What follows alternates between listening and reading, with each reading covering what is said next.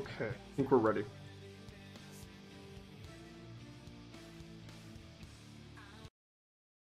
Okay, so just want to do a very small stream just to kind of end up on tonight. I was thinking about a video that Tweak did on the 7th where he rated all of the or most of the guns in Escape from Tarkov, and I thought that was really cool because he's been playing the game for so long. He kind of want to get his opinions out in the open, and I've been playing Escape from Tarkov I think even longer than he may have, but he had some really good opinions, and I agree with a lot of them. However, not all the guns were included. Neither was the armor that he did, so I was going to do both on stream just so you kind of hear my opinion on it and why I may say some things that I do inside of raids. And obviously this is going to be a very subjective list. It's not going to be perfectly factual. Everything I say about the guns is either, unless otherwise stated, it's my opinion, that it's what I've either experienced or what I've heard from people that I trust who play the game, or what I've seen on streams or videos or clips or whatever. Hey Kyle, welcome to the stream. He's Danish. Alright. Sounds really good.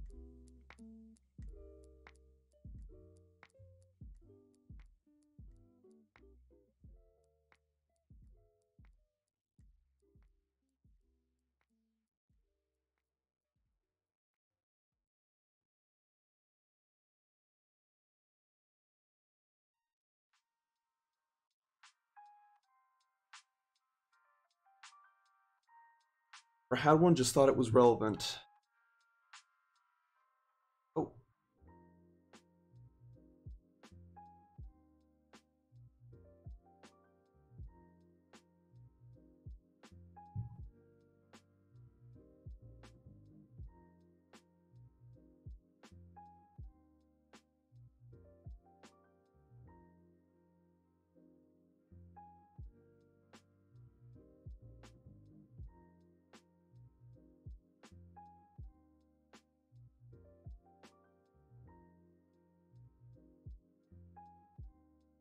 Danish does.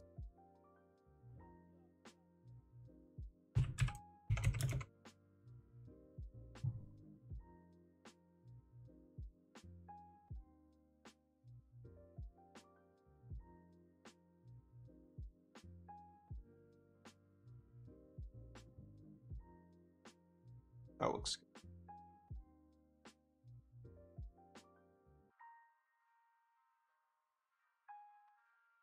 That also looks.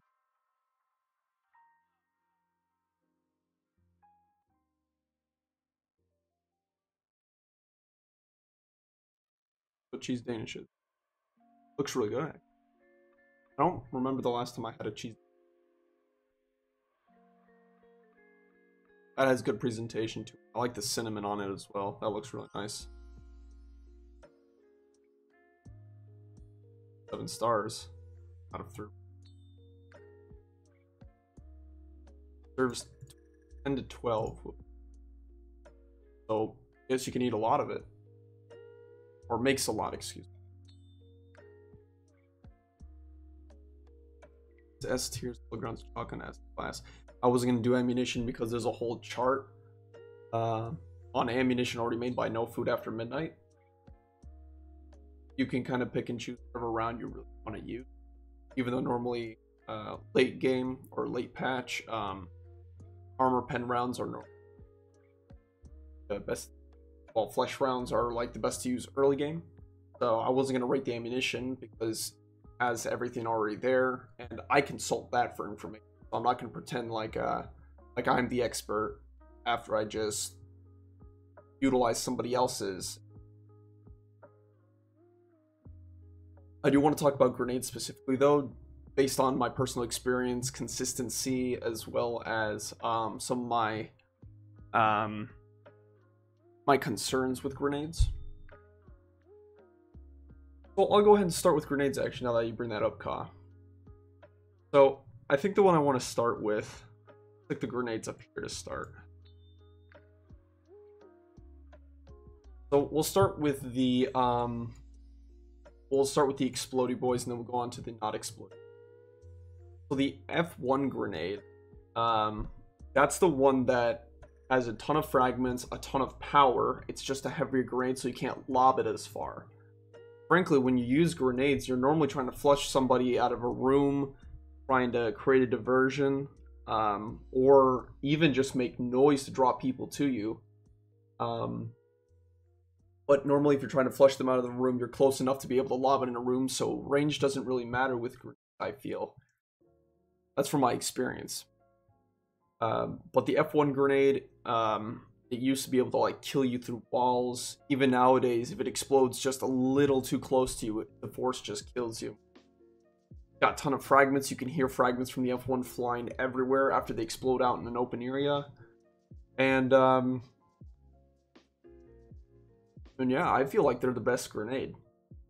But when it comes to putting it on the chart, I'm gonna have to probably stick it in the A or the S tier. The reason why I'm not like sold on the S tier, see, now I just thought, also the reason why I love grenades so much, and but I don't normally use them, is because it feels almost cheap in a sense. They're really good. Obviously they're really good. But the ability to kill a fully armored individual with something you can stick 9 of in a gamma container feels just... It feels realistic, but it feels hard to give it the the level of respect in which it's due. It's like a great grenade, but at the same time you can cheese it so easily. But it doesn't change the fact that it's still a very good grenade. So I think I'll stick it in S tier. F1 grenade is nasty. Built for fully armored opponents very easily. Ton of shrapnel, ton of power. It's also a nice thing to sell if you were to pick some up and not throw them in raid, and you just don't have room for it in your stash. Sell it for like 8 grand a piece, so not a bad thing to have. Hey Biscuit, welcome to the stream. As long as it explodes, it's my style. Hence the name, Kamikaze. Second grenade I'm going to review is the RGD. It's basically the F1 like version, I don't know, 0.5. It's like, it's a mock to the F1, but it's just not as good in any way. That, at the same time, RGDs, since they're lighter, you can heave them a little farther if you're trying to force somebody maybe back towards you out in a field or whatnot. But it's still a very good grenade. So I think for that reason, because I do use RGDs actually more frequently than F1s, because I feel like the F1s have a tendency to like roll in awkward ways because of shape. But I don't know if that's just me. But I love F1 grenades, but I like the RGD as well. However, it's just not as good as the F1, so I'll stick it in A tier.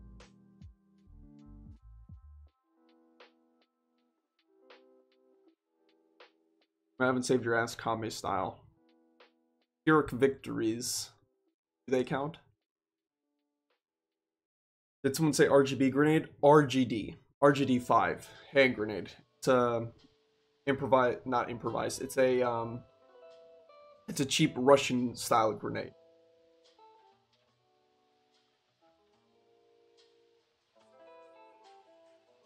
Okay, Ka. The last grenade that can actually kill you that I'm going to review is the M67. These can be bought from Peacekeeper at like level 2, so you have to quest a ton to get them, or you find them either in raid or on somebody else.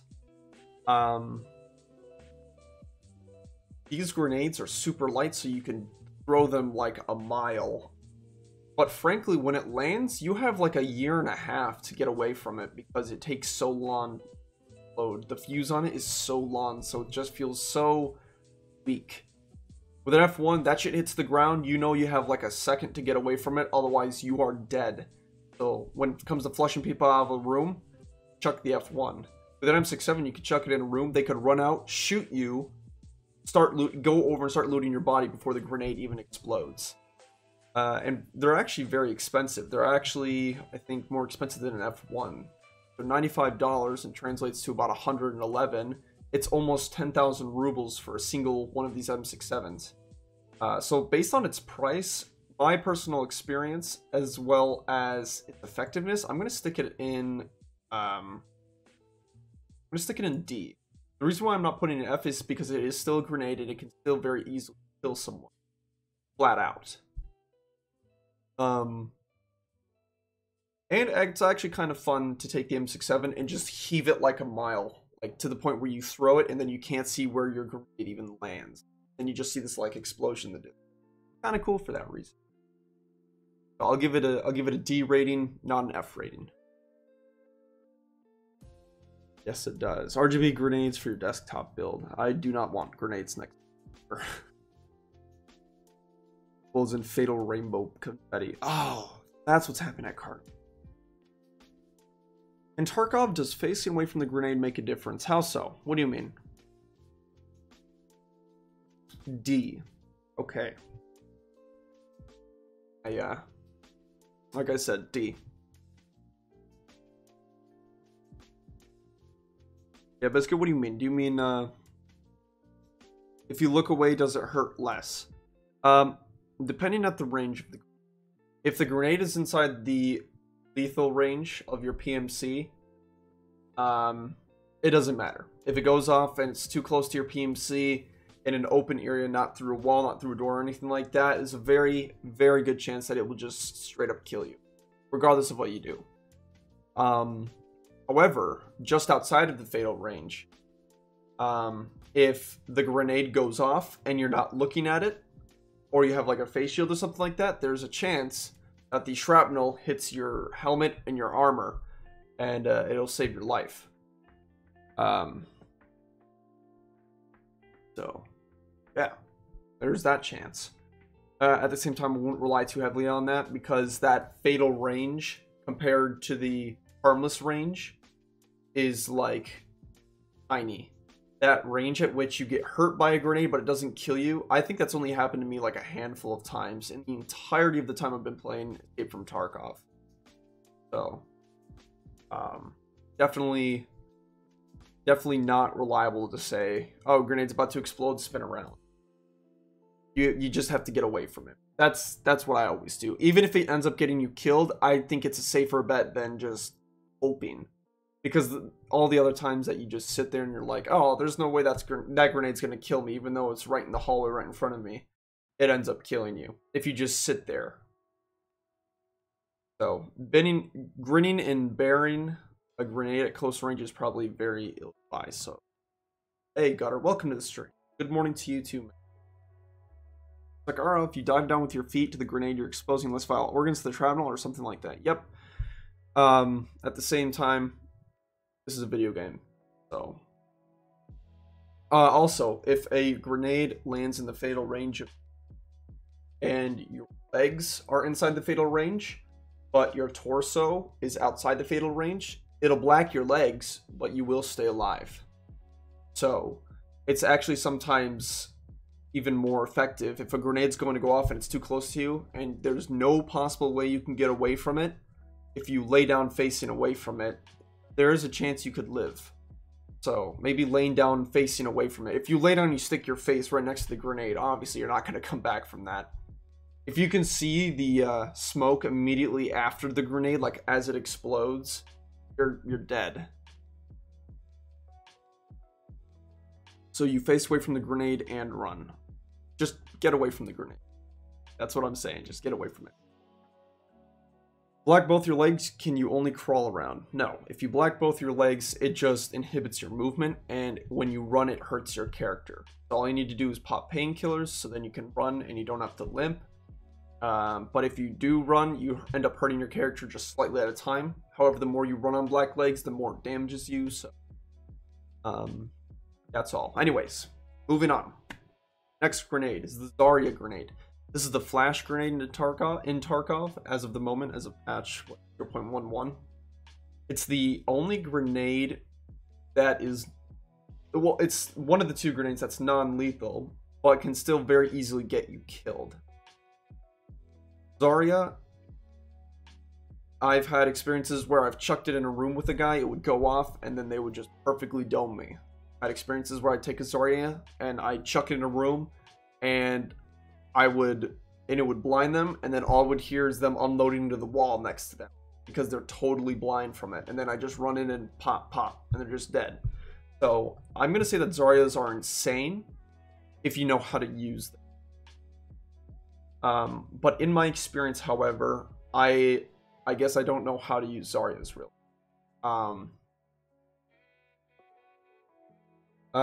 I also typically don't buy them. I drop them in raid. I'll sell them when I get out just because of their inconsistency right now. And I think a lot of people would agree with me when I say that the Zarya grenades feel very inconsistent. So for that reason, I am going to stick the Zarya in B class. I think it's a very fair rating. Like I said, if you know how to use it, I could say easy S tier. Zarya is insane for that reason. Because being able to completely blind your opponent so that they can't see anything for a solid 5 seconds, like all you need to do is throw the Zarya grenade in a room, close the door, it'll flash them completely, and then you actually have time to open the door, walk in, and unload like an entire mag into them before they can even see what's shooting them. And for that reason, they're very good, but also inconsistent. So they're going to go in the B slot. Flashbang S+. No. Inconsistency makes it that way. Okay, so now what is this? The RGD-5B. This is the only smoke grenade in Escape from Tarkov. I'm immediately going to stick it in F tier. Two big reasons. One, you throw the stun grenade, and because of its shape, as well as its weight, it rolls in the weirdest ways. And because it rolls in those weird ways, you could be trying to smoke out a portion of a hallway or a field, and it might not even go exactly where you want it to go, getting you killed, rendering it completely useless. Frankly, these are big grenades. I don't want to bring a shitload of them along inside my tac rig. I'd rather stick with a grenade that could kill my enemy, throw it at them for a distraction, and then while they're moving from the grenade, they could lose sight of me. No way in hell I would rely on a smoke grenade for that reason. So that's the first reason. Second reason, it takes so goddamn long for the smoke to billow. You can throw this grenade, and I'd say a solid 20 seconds will go by before there's a cloud big enough to shield even a minuscule portion of the map, rendering it almost completely obsolete. And the only time I've really seen somebody use a smoke grenade effectively against me is when they were rocking the Reap IR scope, infrared scope, because infrared sees right through the smoke. But even then, unless you're running a very expensive 200,000 ruble scope on your weapon and carrying like 100 of these with you, it just doesn't feel worth it, man. I don't like using it.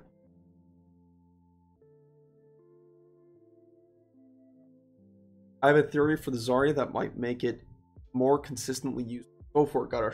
Would you please share with the class?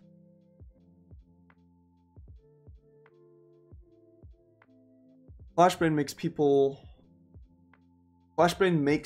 can't see and can't hear. Any other grenades also makes people can't see and can't hear, and additionally they can't even fight back because they're dead. Exactly, that's what I'm trying to say, because when a grenade goes off right next to you, you can get tinnitus.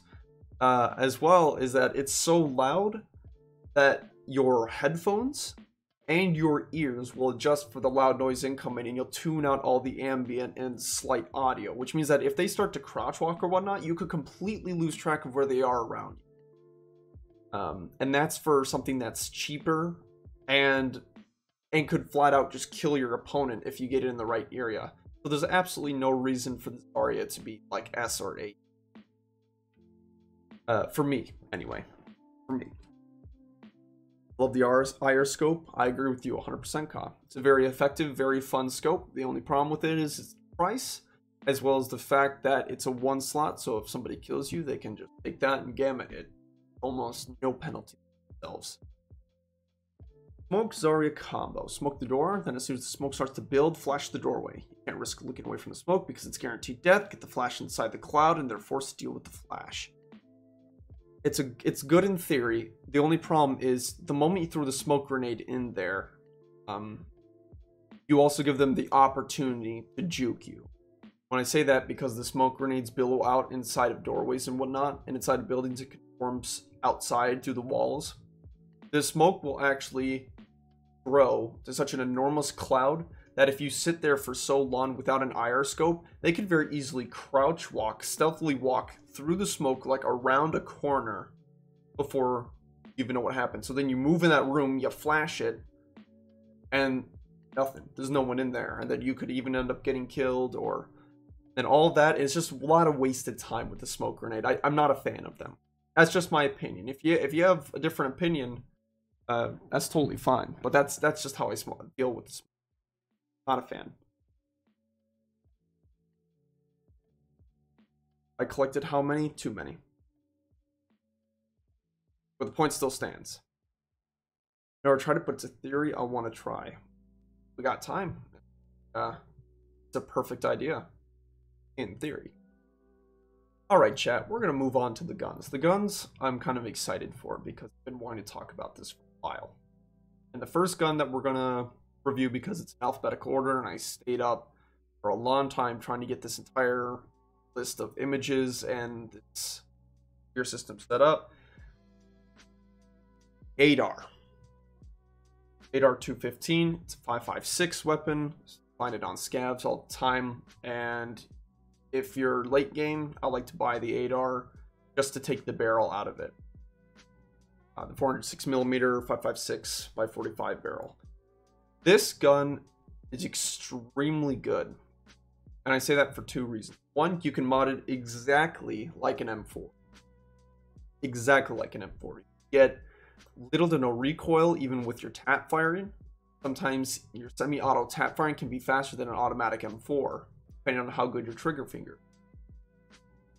So just by that alone, being able to mod it by almost exactly identically to an M4, as well as the fact that you can make it fire faster with the same round as like an M995 out of an M4, and almost any armor in the game, I'm going to stick that in a solid A tier.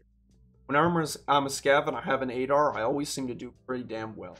Like it, and it's cheap actually. You can get an ADAR for I think the same price as a shotgun, and it fires infinitely better rounds, infinitely faster, longer range. Even within its stock, and it has like the wood pieces on it, they'll stick a sight on top of it, so it's just beautiful. Beautiful weapon. I enjoy it. It's a good addition to the game.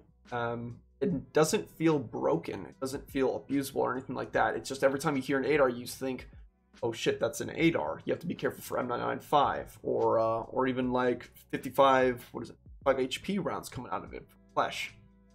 So it's a good gun. It's also very fun to use, being able to go close range and just tap fire it up, boom, boom, boom, boom, boom, boom, boom, boom, and then seeing someone drop. It makes you feel really good. So I'm gonna stick it in A tier. And the reason why I'm not gonna stick it in S tier is because some of the other guns that we're gonna review, such as the M4 or the HK or the MDR, do what it does, but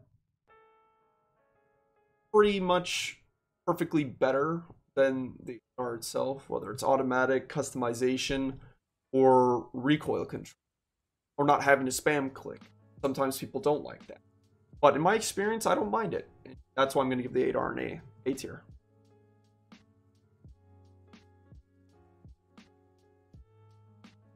The next 2 guns we're going to review are the AK-101 and the 102.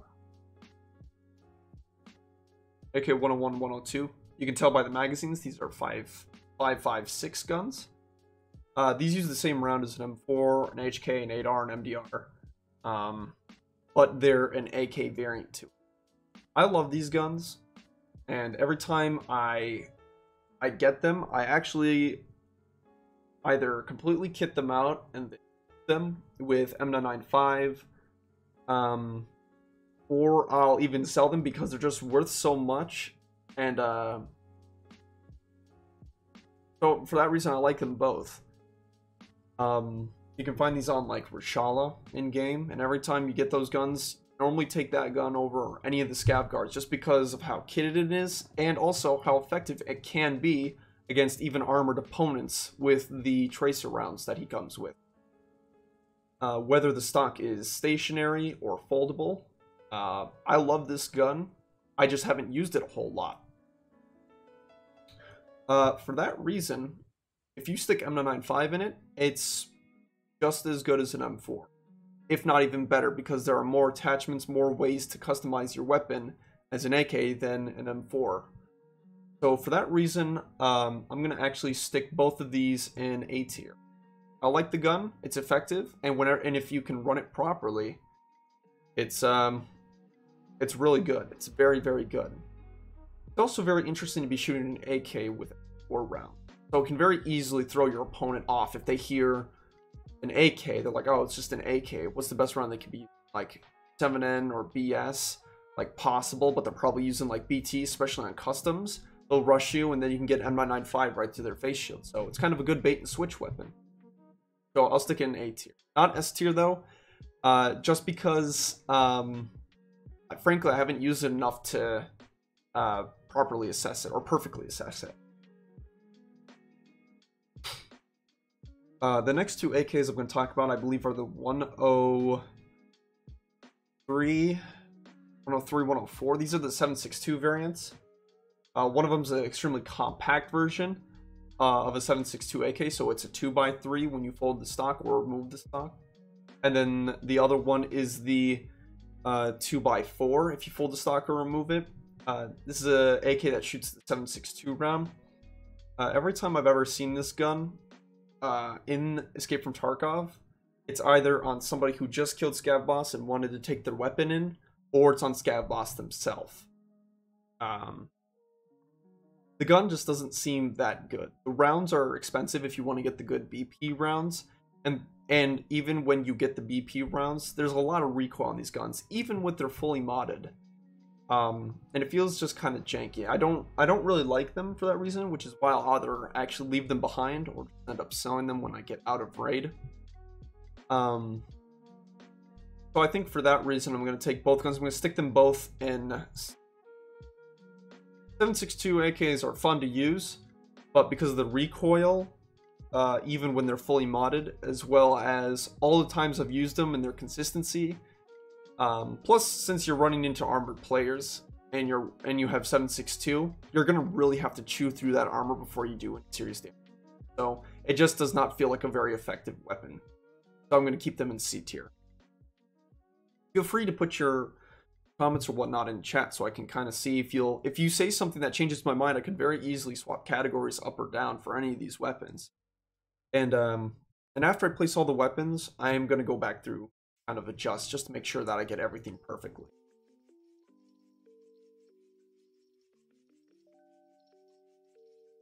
As for the next weapon, these are the...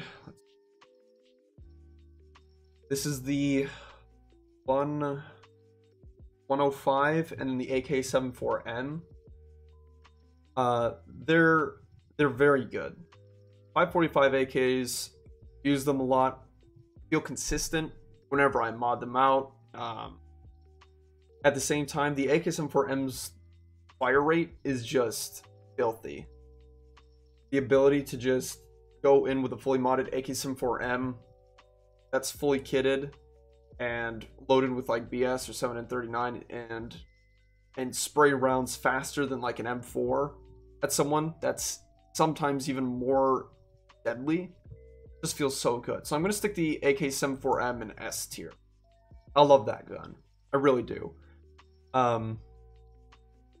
Plus also, its counterpart that I like to use a little bit more often is the AK-74N or the AK-74. And I've noticed that when I use the 74M, I just feel more powerful when I walk around. I kill people more effectively, more quickly, and it just feels more satisfying. So I'm going to keep that in S tier. Another gun. This is the 105, which is the other variant of it, and just because of its reduced fire rate, I'm gonna stick it in A tier. The AK-74M does everything the AK-105 does, excluding the fire rate, which is just higher and it doesn't affect the gun. So I'm gonna stick this one tier below it, just to be fair. The next gun we're gonna cover, the oh gosh.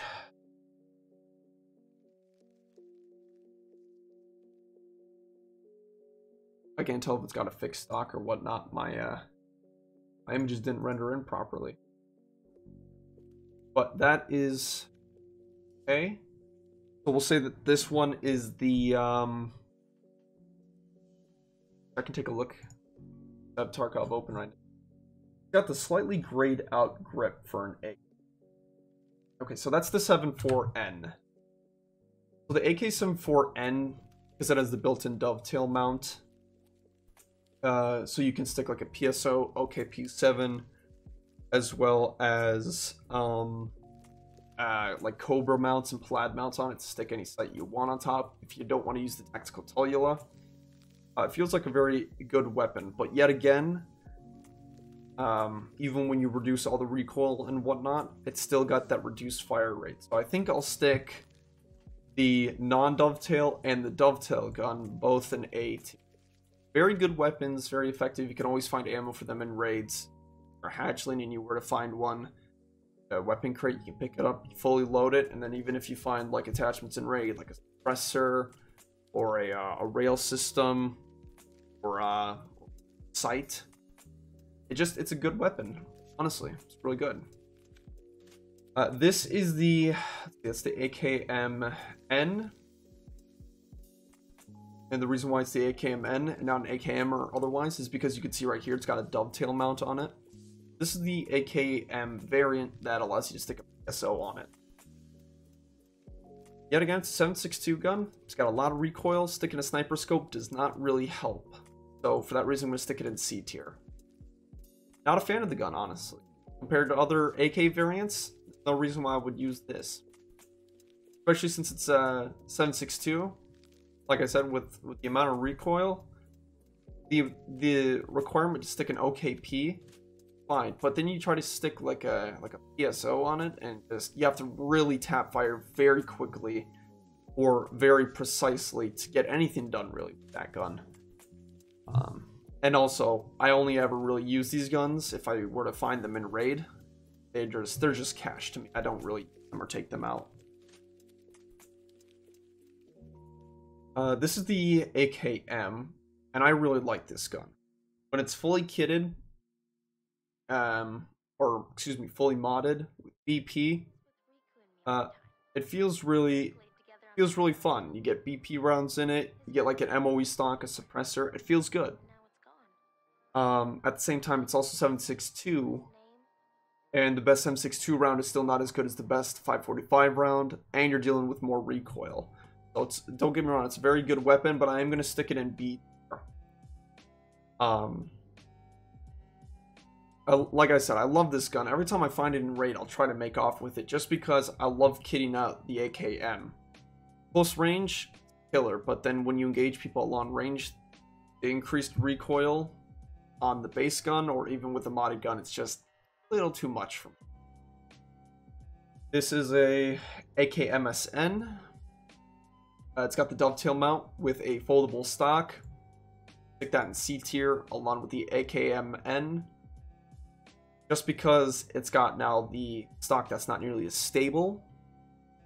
And it's doing the same thing. Too much recoil, not enough recoil reduction. Firing a bullet that's just not as effective as other bullets.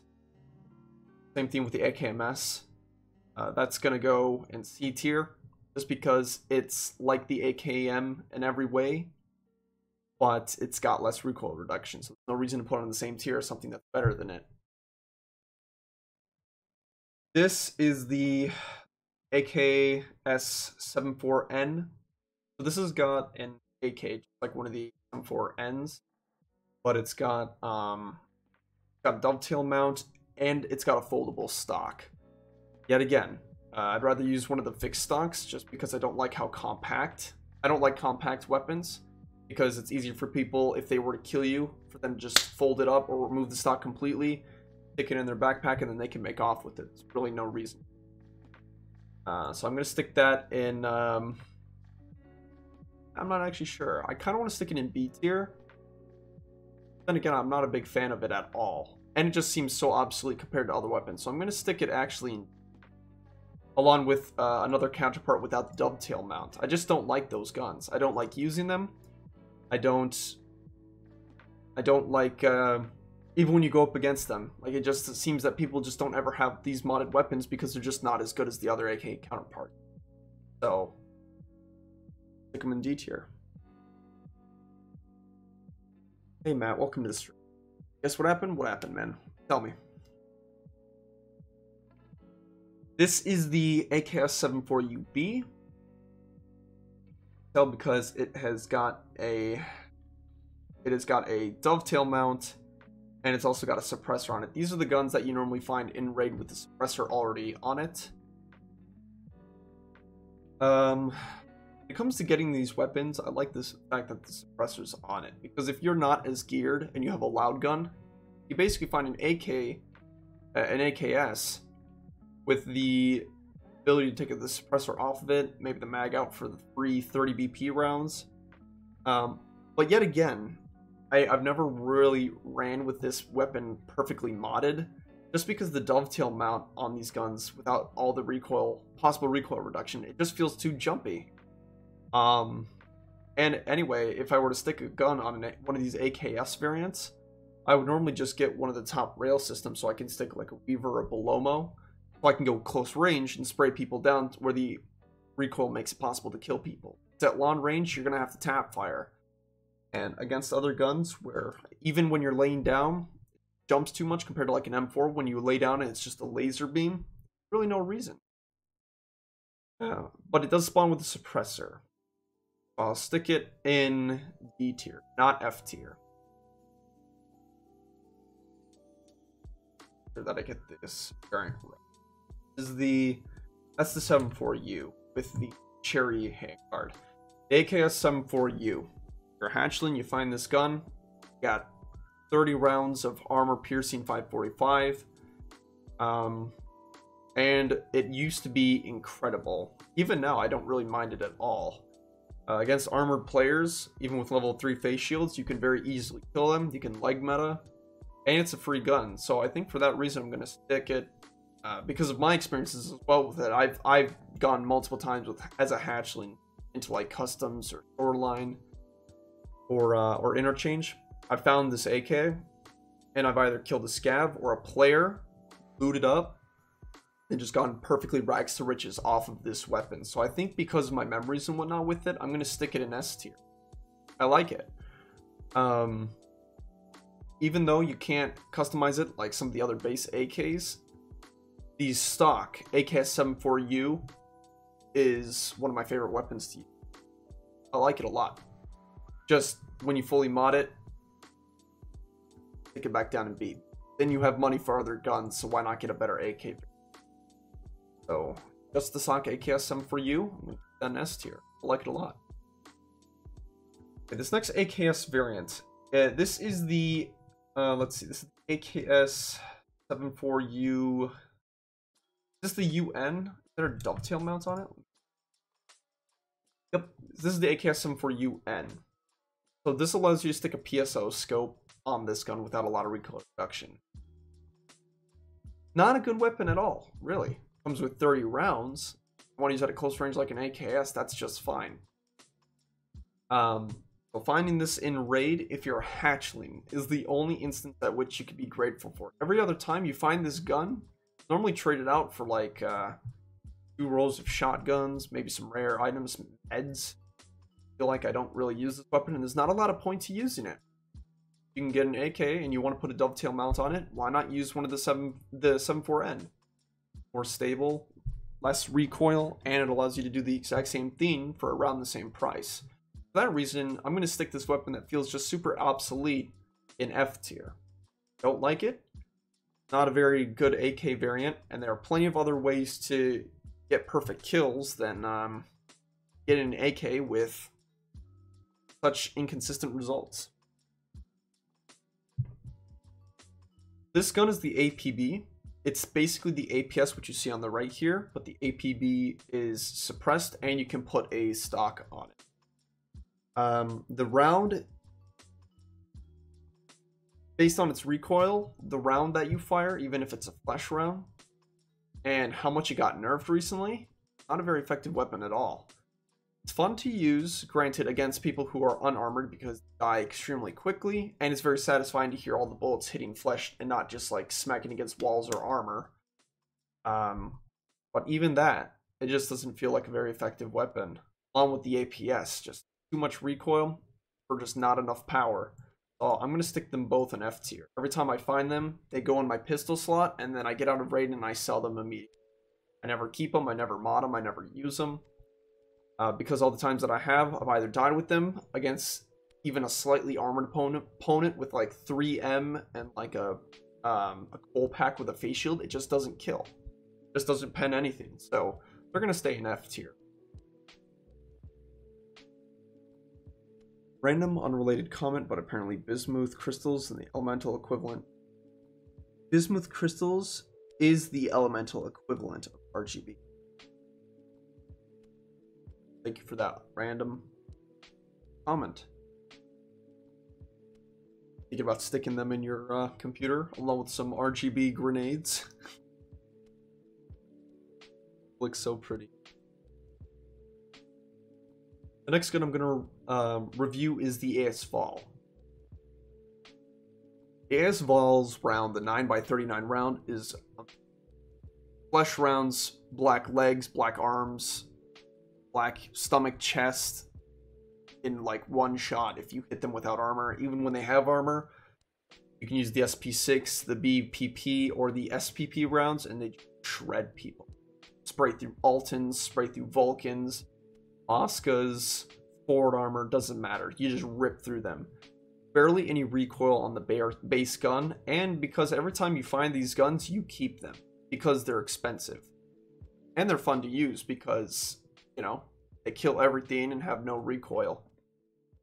The ammo, however, is extremely expensive, but even with that trade-off, you can find AS Vol mags in raid that have bullets in them, and that can mean a world of difference. For that reason, the AS Vol, I'm going to stick in S tier. And I'm actually going to find its counterpart, the VSS, and I'm going to stick it in S tier as well. The VSS you can't mod nearly as much as the AS Vol, but I am going to keep them on the same level because if you fully mod the AS Vol, even with the VSS that's nearly completely unmoddable, the recoil feels about the same and they have the exact same power, fire the exact same rounds, and they shred. And I keep them both, so if I find them, I keep them both as long as I can, either until I have space in weapons container or I sell them. So I love these guns, and they're both going to stay in S tier. I think those are solid in S tier. Okay. The DVL-10 Saboteur and the Urbana counterpart. DVL-10 is a very interesting weapon because it brings me back to the days of Alpha, when people would bring in the DVL because it was just so powerful, and it was the only gun that utilized the 308 round. You'd go into raid with the DVL, and you'd hear that, and it would just resonate, that echo, and you'd think to yourself, holy shit, someone's got a DVL, we got to be really careful. But it also meant, because the price was so high, that if you made off with this weapon, it's like a solid 200 grand without like a scope or extra ammo or whatnot. So it's expensive, and it was awesome. That being said, as of late, in the latest patches, there's no reason to use DVL-10 Saboteur or the Urbana. A suppressed bolt-action rifle does not make much sense when you can practically get a machine gun with less recoil, better ergonomics, and more ammo fired at the exact same range out of like a HK or an M4.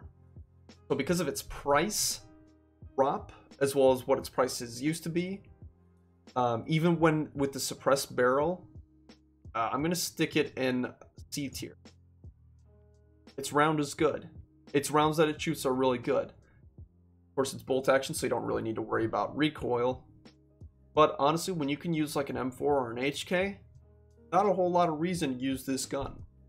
It is satisfying when you get kills, granted, which is why I'm going to also have it in C. Also because of its lore and its nostalgia. That's why it's going to stay in C, not lower. But honestly, not a big fan of this gun anymore. Fortunately, kind of been shot to shit. Honestly, I'd be down to buy a crystal and just put it in my PC as a decoration. Makes sense to me. I'd stick one on top of my power supply unit. Especially there's a crystal that I know that changes color based on heat and pressure. So you can actually stick that inside of your PC and it will actually glow where it's hot and not glow where it's cold. So it has this cool like texture when it's sitting on top of a power supply. Going on with the gun lecture. It's not so much a lecture. I just like talking about the guns. Oh boy, SA-58. SA-58 is a nasty weapon. If you fully mod it, the ability to shoot automatic M61s out of 50 round drum mags at a pretty damn steady pace, close range, or even tap firing at long range, and you can suppress it, this gun is a fucking monster. And if you're a player scav, you can spawn in with this gun, and this can make easily get you rags to riches. M80s can penetrate Altons if you hit them in the face just like 2 or 3 times. So a fully geared player can go down to a gun that you spawn in with as a scav. Even if you were just to find this SA-58, this gun is nasty. Rounds are effective. It is expensive, but it's justified with the round it fires, its recoil, as well as its customization. So for that reason, it's going to go in S tier. I love this gun. Every time I find an SA-58, unmodded or not, I try to make it out of the raid with it. I'll even try to leave a raid early if I find one, just because of how expensive it is, and I like using them. It's a good gun. I enjoy it.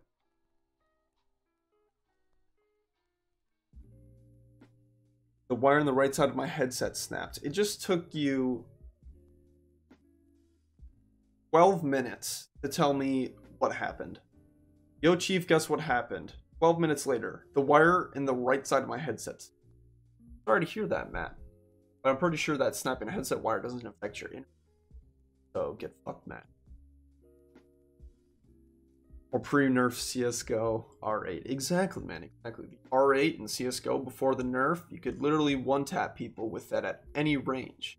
Even now, if you know how to use it, get through that little bit of a delay, you can just very easily penetrate somebody, hit someone behind them, one-shot them if you hit the face at long range, or even at close range. If you know how to control it, you can right fire, and it does the same damage. You can very easily tap someone.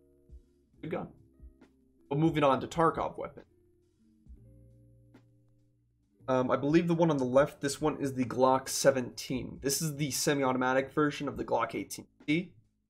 Glock 17, I love it. You can customize it. The rounds it fires is not very effective against late game, but it's extremely fun to use. It's concealable, it's customizable. You can stick drum mags in it, suppressors, sights, lasers, and we're going to be getting a stock for it next patch. This gun is just like filthy in every single way.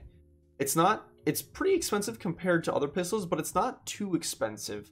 Plus, it's also very good against scavs and players if you leg meta with Luger or Rip rounds, or if you go for the face shields with AP rounds. You can very easily kill players with the gun, even late game. The Glock 17 and the Glock 18, I'm going to rank differently though, because the Glock 18C, the ability to go fully automatic, is just incredible. Close range AP rounds, Glock 18C with a suppressor, sight, laser, with a different slide and foregrip or hand grip. Like, this thing can shred people. The Glock 17, I'm going to stick in A tier. I'm not going to put in S tier because the Glock 18C takes that. Because you can single fire just like the Glock 17. They're identical in that sense. But the Glock 18C can go fully automatic, which can really shred people at close range. And I love these guns. Don't get me wrong. I'd put them both in S tier if it wasn't fair. The Glock 17 would be down one step because of Glock 18's ability to go fully automatic.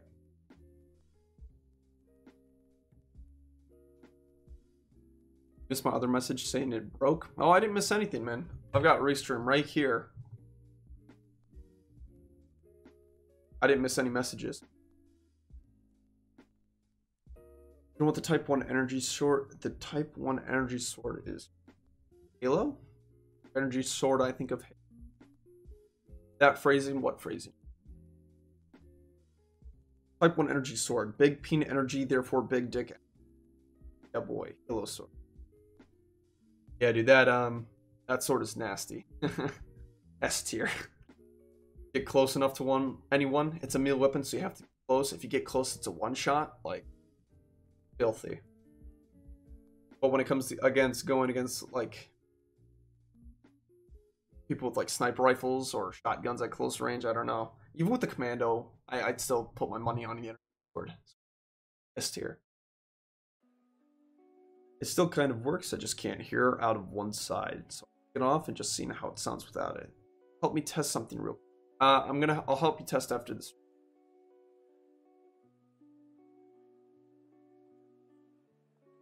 The next gun we're gonna review is the HK4. This gun is a beast. It was made in real life. It was made to counter the M4 and its ability better in every single. HK is a monster. In game, you load it up with almost no recoil on the base level.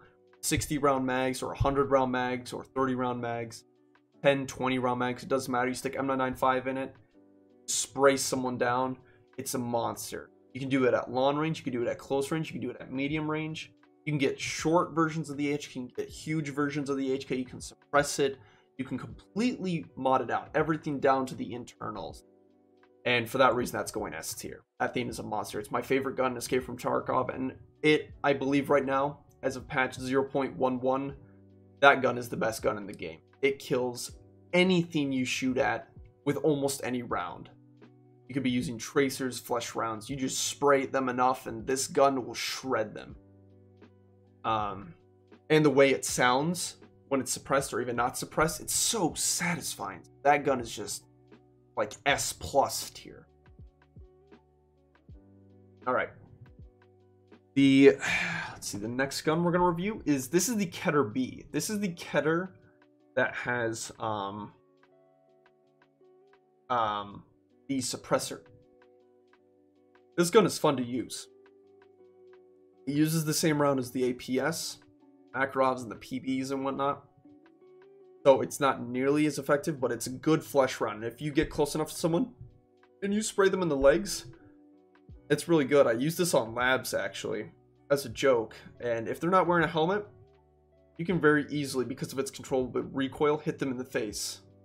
Even if they are wearing a helmet with no face shield, you can very easily kill them. And even if they are wearing a face shield and full armor, you could be wearing 4 Tech Alton or Mosca. And you could spray them in the face for days and they wouldn't die. But if you shoot them in the legs, there are bullets for this gun that blacks their leg in one shot. Second bullet nearly kills them. So if you just leg meta them, long range, close range, doesn't matter. You could very easily kill them. And it's very satisfying to use. But because it's beaten by other weapons, I'm going to stick it in B tier. Its caliber is the only reason why it's not higher. You really have to leg meta with this gun now, especially if you go to like labs or practically any other map. Against armor, it's just not effective. There's like armor piercing rounds for this gun, but it doesn't even penetrate level 3 CSH face shield, which is pretty standard. And if they're wearing a helmet and you shoot them in the head, it's not gonna do. So you pretty much have to focus on the leg meta. This is and I'll put the Keter and the Klin in the same place because of their caliber. It's a beast, it's a monster if you shoot them in the legs, but it also just does not train your aim well. Especially if you have a gun, you're just like, all right, I need to shoot them in the leg. That doesn't make a lot of sense. So I'm gonna stick them in B for that reason. DM me on Discord when you're ready. Sounds good, man. The Taz, T-O-Z. Taz is definitely S tier, no doubt about it. No. You look cute today, Shank. Thanks, Dan. I'm not in the, I'm not like, you know, fully groomed and whatnot. I'm just relaxing right now. It's late at night. Super anxious to. So I'm just gonna pump out this stream, and then I'm going to take it easy. Thanks for bearing with me, man. The next gun I'm gonna review is the M1A. M1A fires 308, same as like the DVL-10 and the SA-58, but it's semi-automatic. I love this gun in real life, so there's a bit of bias with that. That being said, compared to other guns like the RSAS, SA-58, not a whole lot of reason to use this gun. There's a quest that requires you to use it with Test Drive Part 1, where you have to stick a suppressor, a hybrid suppressor, and the infrared scope on it and kill PMCs with it. So I am kind of good with the gun after using it with that quest multiple times already. So I like it for that reason. And because you can stick M61s in this, which is the armor-piercing 308 round. This thing is just a monster. You can stick a long-range scope on it and a suppressor, sit on top of some rocks or in a building or a tower. The moment you see someone, you fire one bullet, goes right through their level 5 armor, kills them immediately. Gun's a beast for that reason, but at close range you do lose to SA-58s, HKs, AS-Falls, VSSs, 74Ms. If they're firing good rounds, and they have even aim of like a middle schooler, you pretty much lose to that. So for that reason, I'm actually going to stick it in, I'm going to stick it in B. The reason why it's not A tier is because if you invest money into an M1A, why not invest a few more dollars into an SA-58, which adds all the ability to customize it, as well as the ability to go fully automatic with bigger mags. Like, what's the reason? M1As get 50 round mags if you want to buy them. They're extremely expensive, and SA-58s get 50 round mags, which are extremely cheap compared to the M1A mags. So there's not a whole lot of reason to use the M1A, in my opinion, to use the M1A over like an SA-58 or an RSAS. Next gun is the legendary M4.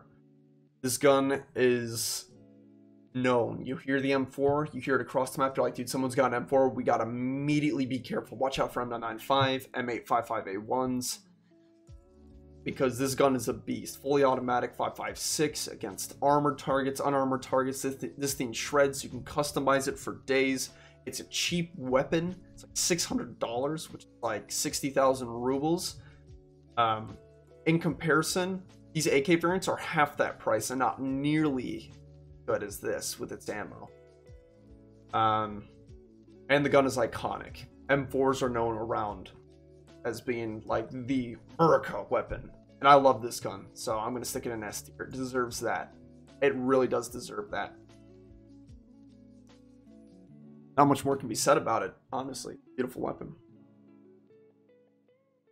The next gun is the M700, which is basically the DVL-10 that's more sleek.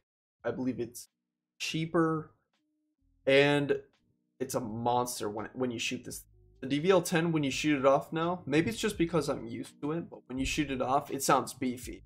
You hear the M700, and that thing, like, whoosh, you can hear it, like, echo off the trees and the rocks next to you, and you're like, holy shit, someone's got a sniper.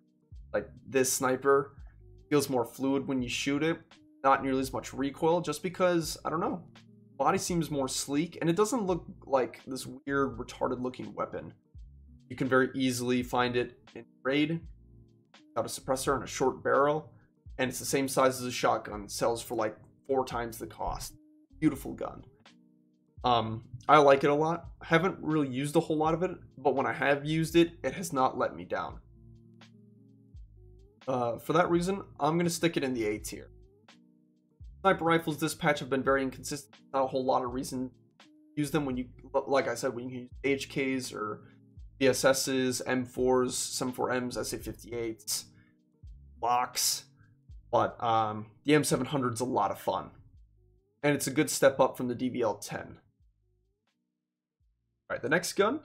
This is the M870. It's basically a pump shotgun that can be customized more than a pump shotgun.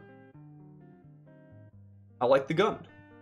It's a lot of fun to use. It sounds satisfying, but when it comes to late game use, the pump shotgun just does not hold its weight. Does not, or pull its weight. You fire one shell and then you have to load another shell and then fire again. Somebody can easily pop off 10 rounds into you before you get those 2 off.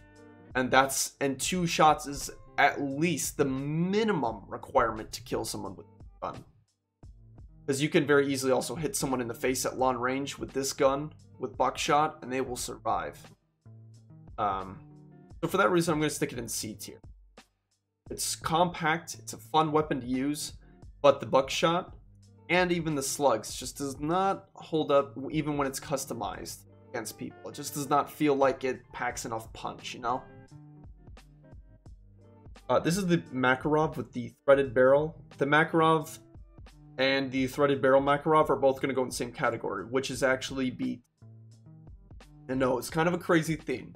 It uses the same caliber as the APS, but the APS is automatic. The APS, when it's automatic, and even when it's semi-automatic, it feels clunky to use. The Makarov, the ability to get close to someone, and the amount of times that I've tapped someone in the face with a Makarov because of how fine its sights are, I really like it. Plus, I feel with the APS compared to the Makarov, I can't see fucking shit when I'm shooting. The sight's like flat. Makarov has like notches, but the APS is flat, so it's very hard to spray fire at somebody with a flat sight. I like the Makarov as well because you can stick a better grip on it, and you can also stick the 84 round mags in it. So for that reason, you can make it kind of a meme weapon as well. So B tier, man, B tier. This is the MDR. This is the 5.56 weapon, which is a counterpart to the M4. It's more expensive than an M4, and you can only customize it less. Because it's bullpup, you can't put a new stock on it. The only things you can change on this gun, I believe, are the muzzle brake, if you want to stick like a suppressor or muzzle brake on it. You can stick a mag pull foregrip on it. That's like it. You can't even change the grip on the main weapon. I don't think you can stick the Grawl S on this. All you can put on is a foregrip, a suppressor, and a sight. And then you can load this gun with 100 round mags, 60 rounders, 30 rounds, it doesn't matter. But the fact of the matter is, I like to be able to customize my weapon, higher ergonomics, and the gun doesn't have nearly as high a fire rate as a HK or an M4. So it's just like a lower version of them. And I would argue that I would sooner use one of the AK variants over an MDR, even with M995. I'm going to stick it in B. Every time I find this weapon, I sell it. I don't use it, I sell it. Plus it also feels clunky with the recoil because you can't fully mod it. The recoil is like at a set area, but it's always at that level at which it's slightly unpredictable when you're firing. And I don't like that about my gun. If I have the money and I can spend it towards making my gun nearly perfectly predictable when you shoot it, there's no reason not to do that over taking a gun that's slightly unpredictable and inconsistent, and I don't like it for that reason. So it's going to stay in B tier. The Mosin, F tier. And I'm doing this for 2 reasons. First reason, scavs can spawn with this gun.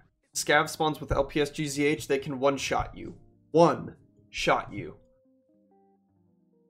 With an Alton, with a Vulcan, with a Mosca. They can kill you in 1 bullet. Don't like it. Shreds armor, bolt action, it's cheap. So you can come in as a hatchling, find Mosin, find some of the rounds in like a like an SVD mag, just randomly laying on a table, and very easily one-shot someone, like 20 grand. Not a fan of it. It broke the game. I like the way Tweak explained it. He said it effectively ruined geared runs in this game. Just because this thing has killed me so many times. Headshots or not. Like, it would black a leg, black an arm, grit through my armor, force me to shed my armor so I can actually move around, and it just one-shots me. It's like, gun doesn't make a lot of sense. I don't like it. And the fact of the matter is, when I use it, I'm only using it normally for a budget run, where I'm trying to do the exact same thing that pisses me off to other people, or I'm doing it for the mechanic quest, the Tarkov shooter born in heaven, or like prop war. I think he had. So for that reason, I'm gonna stick it in F tier. I don't like this gun. Every time I hear this gun, I'm just like, Jesus, Mosin some. If I'm running with gear and I hear Mosin, I immediately am just thinking to myself like, God damn it, keep moving. So at least if they shoot at me and they miss, I know that they're onto me, and I can play a little bit more aggressive. But this gun pisses me off, frankly.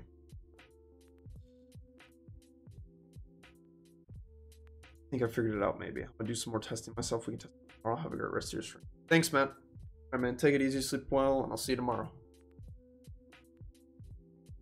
If you just send it like Larry, I'm still gonna send it. Even with the Mosin, I don't want to send it, dude. I want to take this gun, and I want to finish my quests with it, and then I don't want to use it. I want to use guns that are fun, like the SS, or an HK, or a Glock, or an AK, 74M, or the F1. But the Mosin is fucking annoying. I agree with Tweak 100% when he said that the Mosin's a shit gun, and it effectively ruined geared runs in this game. Not a fan of it.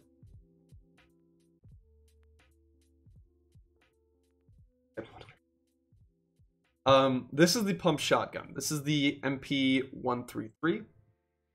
It is like the M870, except you can't customize it nearly as much. And its recoil is much higher than the M870. That reason, it's going in D tier. The reason why I'm not going to have an F tier is because there is still a chance you load it up with buckshot, slugs, rip, or buckshot, slugs, or rip ammo. You can still kill someone by the leg meta. But because it's a step down from the M870 in every way, whether it's recoil or customization, it's going to stay in D tier. And while the Mosin has the same chance, it's like the same price as a shotgun, but it can one-shot people, it doesn't make a lot of sense. I don't like the Mosin for that reason. Stay in F tier. Semi-auto shotgun. This thing's a beast early game. Late game, when scavs have it, they'll shred your legs. Players have it, they stick rip in it, they'll shred your legs. Early game, against unarmored opponents with like AKs, this thing will kill. You have slugs, you have buckshot, you somehow get rip early game. This thing's a monster. I'm going to stick it in 8. I love this gun. You can put a sight on it, you can stick a huge barrel and a huge magazine on it, but no foregrip. I don't believe you can have a foregrip on it. I don't think so. But this gun is a lot of fun to use as well. Every time I get it as a scav, I almost always live that scav run. Just, it feels that way. I love it. I love using it. And I believe I have a video on my YouTube of me going in when the fort and the kiver was the meta with a pump, or not a pump, semi-auto shotgun, and just tearing it up on long range on customs. Because this thing's a sniper when you put slugs in it. And if you can do that multiple times or even destroy people close range, great weapon. I love it. In early game, it's a monster, so I'm going to keep it in A tier. This is the MP443 Crotch. It's basically the same as the P226, but it just can't be customized as much as a P226. And it fires faster than a P. So I'm going to stick the Grok actually in B. My reasoning for this is that you can put AP rounds in it, but you can only have 18 rounds in the mag, 1 in the chamber, so you get 19 rounds of AP, and you have to tap fire, similar to the ADAR. And if you end up dying, and it's like somehow kitted, like maybe you put like a flashlight on it, or like a better grip, it goes in their pistol slot over like a scav PM, so you lose it. It's expensive. It's like 20 grand, so you can get a Glock for about the same price. That just has less recoil, feels much more satisfying, can get huge mags and a lot more customization, so there's not a lot of reason to use the garage. Every time I get a scav with this gun, I immediately try to upgrade with it. So I actually think I'm going to change it. I think I'm going to stick it in C tier. C tier feels better. I'll review the P226 right away then. There it is. It's got a nice fire rate compared to the P226, but the P226 can be customized more. And for that reason, I think it cancels it out, and it cancels their scores out, and they're still both going to be in. Honestly, whenever I find these guns, I'll stick them in my pistol, come out, and I sell them. I normally want to go in with either a hatchet, so I can move faster, or a Makarov because it's so cheap. The P226 and the Grach are like 16,000 to 20,000 ruble guns, and you can get the same performance out of them for 5,000 rubles. And not a whole lot of reason to use guns compared to the Makarov. I like the Makarov. Maybe I'm just biased for that reason, but my list, my rules, I'm not going to use the Grach or the P226 over the Makarov, and I just don't like them that much. The next gun is the MP5. This thing is really good.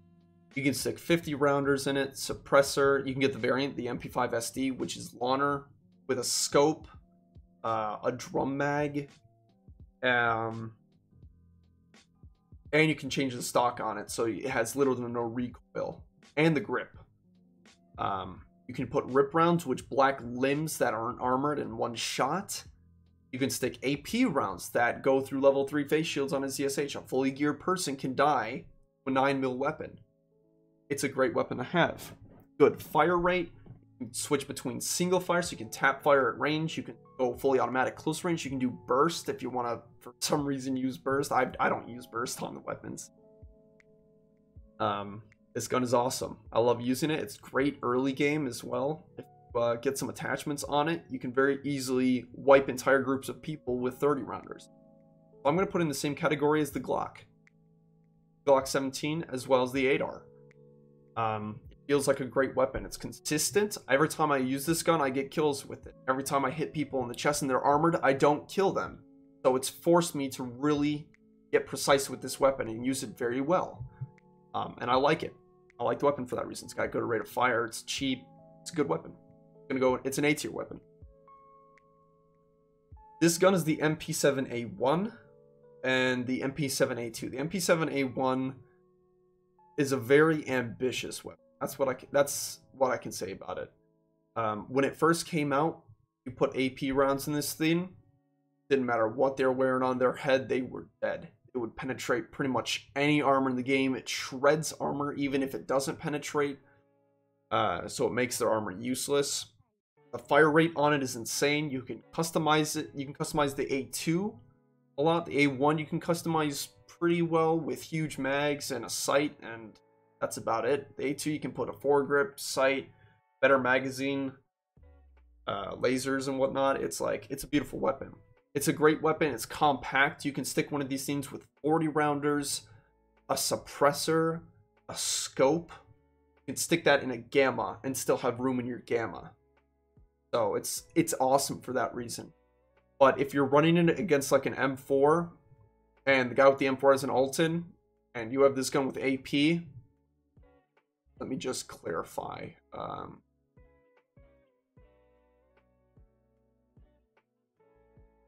I believe its ammo doesn't penetrate.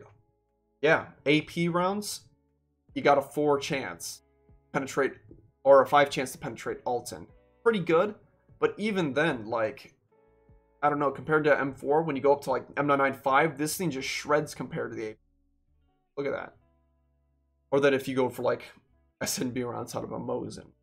No comparison, but yeah, an amazing round. However, customizing this weapon is extremely expensive, which is one of the gripes I actually have with it. This weapon is around $500, and just for clarification, the M4 is $650. So this is about $500. It's extremely compact. You can suppress it. The suppressor is extremely expensive. AP rounds, more expensive than the M4 round. the M4 M995 round, which is the armor piercing round for the M4. Like, you can get a fully kitted MP7 with all the mags and ammo you need for it for the same price of a fully kitted M4 with all the mags and ammo you need for it.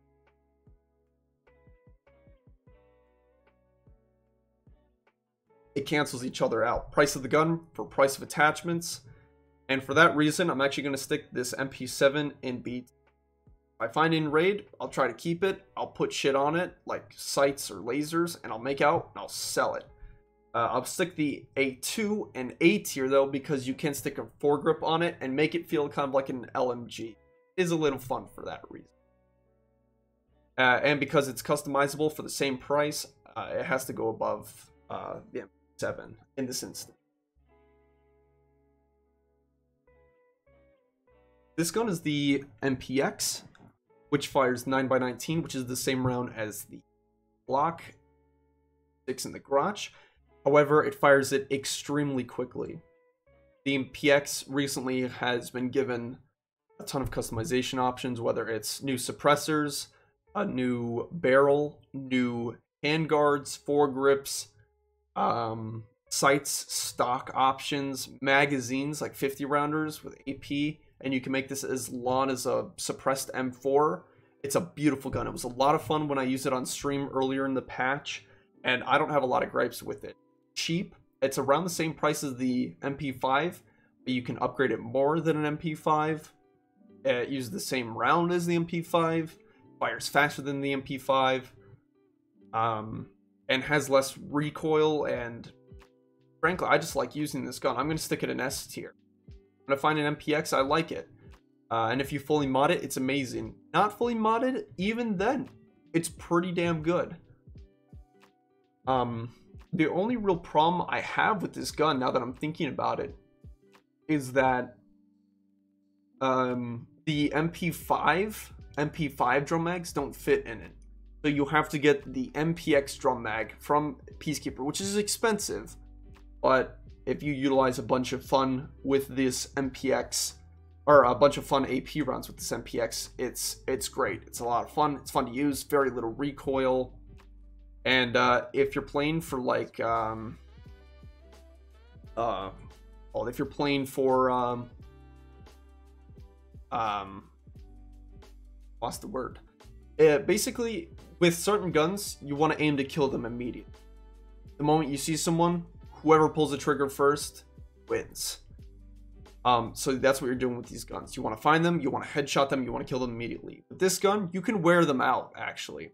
You flank and you have good movement, even if they're wearing like Fort, Tech, Alton, you can very easily wear them out. You give them Tinnitus, you shoot them in the head, and then you just rip through their armor, get back off, reposition. You can wear through them with this gun because of how little recoil and how cheap the ammo is. I like it. This is the OPSKS. The OPSKS is wonderful. It fires the same round as the AKM, but it's semi-auto, so it's basically like a 7.62 version of the M1A compared to like the SA58. You can get the weird Tapco body on it, which reduces its recoil to almost nothing. You can get a fresh grip on that, an MOE stock, foregrip, laser sight. You can stick any scope you want on it. This one shows the dovetail mount, so you can stick a TSO or OKP, but you can, on the Tapco body, you can stick anything with tactical tolula or Picatinny rail. Means you can stick like hammer scope, Bravo, Spectre scope, Weaver, just like any scope in the game that doesn't require dovetail or specific mount. Like, you can stick it on that gun. It's a lot of fun to use. You can suppress it, and it feels like even on the base level, you get this thing can do a lot of damage against armored opponents. Can you one-shot people with like Altons and Tactics and Fort? No, you can't. Even with the BP rounds, there's not a high chance to one-tap someone. Can you wear them out like the MPX? Definitely. PS rounds are still effective in destroying armor. And with people who aren't wearing heavy gear and they're wearing like mid-tier gear, like a ZSH and Gazelle, and maybe like a kitted AK, you can one-shot them through the face with this gun at the base with the base ammo. So it's a pretty damn good weapon. For that, I'm going to stick it in A tier. I like using it. I like the variations of it. And that's all I got to say about it. For its counterpart, which is down here, this is the SKS, not the OP SKS. This SKS is basically this SKS without all the customization options. And you also can't even stick a sight on it. Best you can do is stick the rail system and stick a reflex sight on the very front of it, which is like tiny. So you have to like really hit precise shots. This gun is more of a spam weapon at close range with iron sights with 10 round mags or 35 round mags if you go insane for some reason and decide to spend like 20 grand on magazines for a gun without the ability to have a scope. And for that reason, I'm going to stick it in C tier. If I find this gun as a scav, kind of like with these two pistols, I try to upgrade, get either an OPSKS, maybe a Vepr, maybe an SA-58 or a Vepr Hunter off another scav. But you can definitely wear opponents out with it still, which is why it's not lower. Okay, the PB. The PB is a meme weapon. That's kind of the reason why it was Escape from Target. That's what it feels like. Fires the same round as the Makarov and the Ketters. Semi-automatic, comes with a built-in suppressor. You can remove the suppressor to have it loud for whatever reason. Looks kind of cool. And you can stick 84 round mags in it, but it just does not feel like you would want to utilize it more so than like a Makarov. Like, it's suppressed, it's a handgun. You're getting the same use out of both of them for suppression, but even then, if you have a handgun, you have to get close enough to them. And normally by that point, suppressors are useless because they can hear you or see you. So, I'm going to stick it in D. It's a great meme weapon, don't get me wrong. You stick 84 round mags in this thing, you just run around and you can hit people like 90 times, give them tinnitus like 80 times. But when it comes to effectively killing people for a decent price from a handgun, it just does not fit. I don't like it. This is the, let's see that, where's the PP? That's the Saiga 9. That is the Saiga 9. This is the PP19. So the Saiga 9 is the semi-automatic version of the PP19 that can be customized relatively the same. But this is semi-auto and this is fully automatic. If you stick armor piercing rounds in this thing can really do some. It has very little recoil. Not as little recoil as an MP5 though. It still kicks a little. Fun to use. The suppressor for it is really expensive. Customizing it is basically the same as an AK, which can get expensive. So I'm gonna actually stick it underneath the MP5 for that. Every time I find the PP19, I like to use it. Plus, it's extremely compact. If you fold the stock, it's 2x2, which is the same size as a helmet. So it's like, you could have, what is it, like, you could have this gun, a Saliwa, Golden Star, Alu Splint, and an IFAK all in your Gamma for nothing. Like, it's a good gun for that reason. But all other reasons, go up against an armored player, no reason to use like a super kitted MPX or MP5 over this gun. It's also, I believe, more expensive than these, so kind of iffy on it. So it'll go in B tier, kind of like the middle ground, higher middle ground. The Saiga 9 is the identical variant to the PP19, excluding the fire rate. Stick it in D tier. If it's forcing you to do what the PP19 is doing, semi-automatic, unless, and it feels like whenever you spam it, you can't shoot it nearly as fast. Even if you're trying to like beat fully automatic, it just does not feel like you can get that. So I'm going to stick it in D. Not a fan of the gun, honestly. If I find a Saiga 9 in raid, I'll normally drop it. If I'm a player scav, I'll hold on to it just because it fires farther than shotgun or like a pistol. But that's it. If I get like a Taz or shotgun and I upgrade to this thing, I'm immediately looking for the next upgrade. I'm not like, oh yes, I've got a Saiga 9. Like, I don't say that. This is the RPK. immediately, I'm going to stick it in. Yes, the RPK was an interesting addition. Yes, it's cool to kill Killa when you have it, but the moment you come out of raid with an RPK, you sell it. There's no reason not to stick all the attachments, mags, and customization options and whatnot on something that costs cheaper for less inherent recoil. This gun kicks a lot, it's beefy sounding, and that's what it's got going for it. A lot of recoil, and it's beefy sounding. Otherwise than that, the AK does everything it does better, and it's expensive. So it's in D tier. The reason why I'm not having an F tier, because if you were to find this gun and not bring it in, it's a good chunk of cash. Alright, this is the RSAS. Immediately S tier. It's semi-automatic only, and you can only stick 20 rounders in it compared to like 50 rounders in an M1A, but this thing has like no recoil.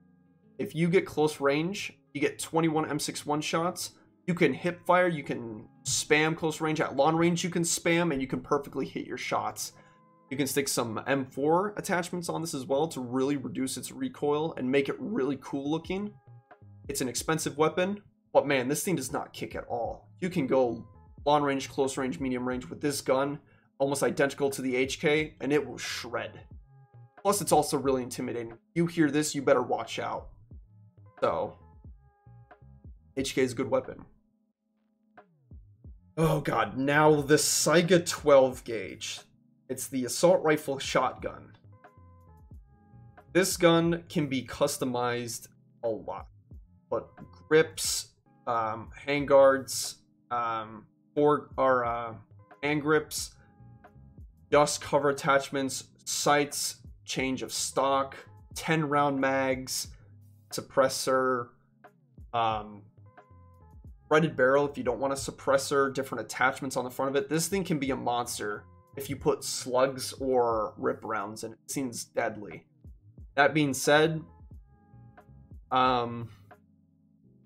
if you were to just find this gun with just buckshot or rip rounds against armored opponents, you're not going to kill them unless you leg meta them. And for that reason, teaching you to have bad aim because of this gun, I'm going to stick it in B tier. A fun gun to use, but frankly, there are better alternatives to this gun. I would sooner use the semi-auto than I would the Saiga, just because you can get the 8-round mags for cheaper than the 10-round mags. Plus, you don't have a way to really reload them with cheap vests. Like, you can't reload in a Blackrock, an AVS, a Scav vest, Scout rig. You need like an Alpha rig or a TV 110 rig, which are extremely expensive for something like a Saiga. I'd sooner invest in 100-round mags for an HK and be much more set. So B tier is a solid place for the Saiga 12. All right, the SR1P. This is the I call it the shrimp. This is the 9x21 pistol in the game.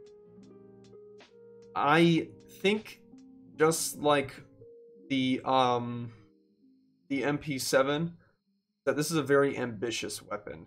It has a lot of potential. You can suppress it, you can stick a sight on it, lasers on the side, but the round feels very inconsistent. I feel like every time I have the armor piercing rounds, I'll shoot people in the visor like 100 times and they just will not die.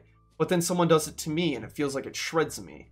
So the gun is very good. It's cheap, the rounds are fun to use, it's extremely cool sounding, like unsuppressed or suppressed. So I like this gun, and for that reason I'm going to stick it in 8. It's got a lot of potential. You can customize it. The customization's kind of meh on it, but at the same time, if it's cool sounding, it's cheap, it can be effective if you know how to use it. Beautiful weapon for that reason. I'm not going to stick it in B tier because I think if you find a shrimp in raid, you can immediately stick it in your pistol or even fit in your gamma for almost no space for a very effective weapon. So it's a good weapon for that reason. We're on our last row of guns, actually, everyone. And then I'm going to take just a quick break, get myself something to drink, and I'll be right back for the armor. This is the SV98.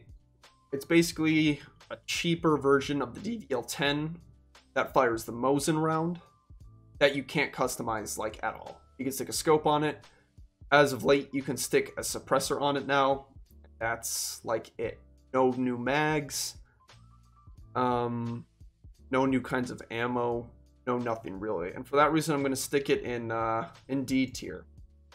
It used to be awesome. When you hear this gun fire off, you'd like shiver. But now it's like I hear an SV98, I'm like, all right, well that's some rubles if you find it. That's about it for this gun. Not a big fan of it. If I find it in raid, I try not to use it because it's so damn loud and just does not do what I'm looking for. I'd rather take a PP19 or a Saiga over the SV98. Even though you can one-shot people with this gun, I don't know. I feel like it doesn't have the ergonomics to support its lack of stealth. Even when you suppress the gun, it just is like, it's loud as hell, and people know exactly what it is. Alright, this is the SVD. This thing is a monster as well. It's extremely expensive. It's almost 200,000 rubles for the base weapon. And even with the base weapon, this thing kicks a lot. You can barely customize it. You can change the grip and put a sight on it. And that's about it for the SVD. However, this thing, semi-automatic Mosin round, it shreds. Close range, long range, medium range. You get this thing, you can just tap someone twice with it with an LPS round, which is like a 200 ruble round, half the price of a BS round, and you can very easily 2-tap anyone in the game. But because of its price, I'm going to stick it in A tier. I would easily put it in S tier, but it's just way too expensive to justify bringing it in every single raid, because this is 250,000 rubles with this gun with spare ammo and its magazines. So A tier, definitely A tier gun. Pause, F tier. This thing forces you to get really close with it. You have to shoot them in the legs or the arms or hopefully the face if they're not wearing a face shield. If they are wearing a face shield, you're pretty much fucked. You have to leg meta them or whatnot, and you normally lose that fight. On a scav, you can get 2-round mags, 4-round mags, or 5-round mags or 2 or 4-round mags, excuse me. For this gun, you can barely customize it. You can stick a cool woodstock on it with a sight, and that's about it. But this gun, not have range on its side, does not really have a lot of power on its side. Cheap, but at the same time, Taz, man. You hear the Taz go off and you're just like, it's a Taz. Whatever. Unarmored opponents, beware, but everyone else, you can just rush this guy with a hatchet and I bet you'd kill them easily. The TT. Before the ammo update, the TT was S tier. The LRNPC rounds allowed you to penetrate level 3 face shields, and it's an extremely cheap, like 6,000 ruble pistol that you could run around with. You go in game, you shoot through someone's helmet, you take their gun, you die, you lost 6,000 rubles worth. Why not use this gun, you know? Very little recoil. If you hear it in game, you know exactly what it is. It's identifiable. You can stick it. It's 1x2 slots. You can stick it in 2 slots in your backpack, in your gamma, in your pistol slot. I like the gun. Now after the nerf, not feel like you can really kill anyone with this gun anymore. You need a face shot against somebody who's not wearing a face shield, or you need to wear them out with this gun, which is extremely inefficient considering you only get 9 shots before you have to reload. So for that reason, I'm going to stick it in B tier. And the only reason it's in B tier and not F or D tier is because of how good it used to be and how accurate it is. D tier weapon. The Vepr Hunter. I'm going to stick that in F tier right away. I hate this weapon for 2 big reasons. First big reason, player scavs can get this. Player scavs can spawn in with an SA-50 or Vepr Hunter. That gives them M61 rounds, which can penetrate any helmet, any armor in the game in 1 bullet, which is insane already. But the Vepr Hunter, why would you, if you can afford a Vepr Hunter and use it as a primary, why not buy an AK with BS rounds? Or why not buy an ADAR with M995 or an SA-58 even for the same rounds that it used. But this thing pisses me off because player scav will get this, find a PSO scope, and then they can just dome you from across the map in one bullet. And it just does not feel fair. It's extremely expensive for what it does. So for what it does, I'd say just get an SA-58 or an M1A even. Yeah, this gun pisses me off. And while we're talking about guns that are fucking awful, I'm going to stick the 366 TCAM weapon in the F slot. This 366 weapon forces you to leg meta. Its round is garbage. I've shot somebody in the head with 31 Gexa rounds and they've walked it off. And it's not even a very good helmet, it's the SH with a level 3 face shield. They just walk it off. This gun doesn't pen shit. It hurts limbs. But like, there are other guns that do it much better. You can get the Saiga, which could black your limb in one shot and then kill you on the second shot if you're using buckshot at close range. So it's like, why would you use this piece of shit? The recoil on it is insane. Even fully kitted, this thing jumps more than a 7.62 AK. It's cheaper than, or it's more expensive than some 7.62s, but the ammo is cheaper. And frankly, whenever I find this gun in raid, I'm trying to get rid of it. I don't pick it up if I'm a player, and if I'm a scav, I try to get rid of it for like a shotgun, just because the shotguns feel more consistent, which is saying something about this 366 AK. And then finally, the Vepr, S tier. People may not agree with me, that's fine, but I'd take a Vepr any day. Veprs are fun to use, they're semi-automatic versions of the AKM, so they're forced to be semi-auto, but for once it's a good thing. This gun feels like it's really good if you put on semi-automatic. You fully kitted Vepr, this thing can easily shred. I used to run with a fully kitted Vepr all the time. MOE, AKM handguards, MOE stocks, the Magpul handguard, ergonomic 30 rounders, and like a sniper scope, and this thing shreds. It's really good if you stick BP or PS in it, and it's a lot of fun.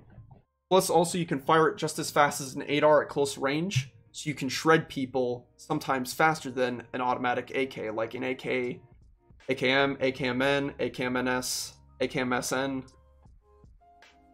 So I love the Vepr for that reason, man. And when you're a scav, you get a Vepr, that creates a juicy opportunity to go rags to riches. So it's a great weapon.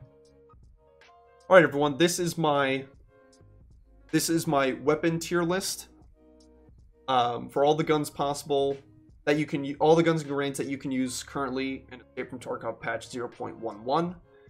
I'll be right back. I'm going to take a quick break, and I'll be back to do the armor rankings right after. So I'll leave you with this nice lo-fi music and a nice chart of what I've rated.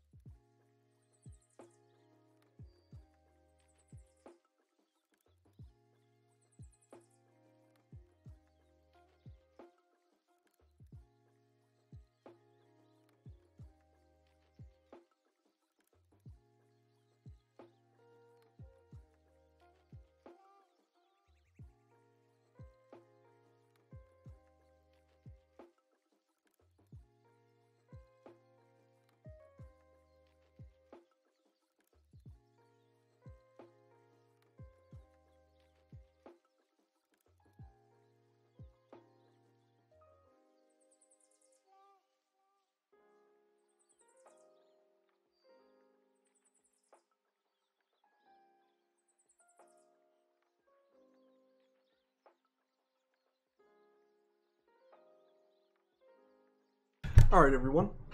I have returned.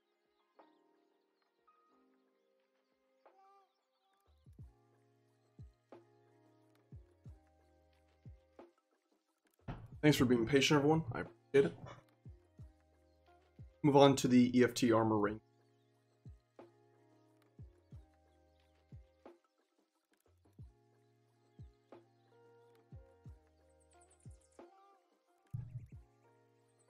So, first thing we're going to review is the 3 module. This armor, sticking in an F tier, right off the bat. Module armor, 2 things about it. 1, it's classified as the worst armor available in Escape from Tarkov. And secondly, the only ever time I pick this up is for the Quest for Skyer, where I need to turn in 3 of these above a certain durability. That's it. Once I turn that in, I'd rather go unarmored than with crap, because this at least weighs you down a little bit. When you're unarmored, you can flank faster, you can walk inherently faster, but this is just like, it doesn't even help. I feel like even when I get shot with a shotgun, where buckshot shouldn't penetrate anything, this thing doesn't even stop it. Okay, so this is the Flora armor. This, I believe, is level 3. This armor is cheap. I've used it quite a bit, actually. It's like 70,000 rubles for level 3 ceramic, which it's okay. It doesn't stop higher caliber rounds, 308s, Mosin rounds, better M4 rounds, decent AK rounds, and it doesn't repair well. So I'll stick it in C because it has saved my life once before, and just for that reason I can't stick it in D or F. But yeah, the floor pattern is not bad, actually.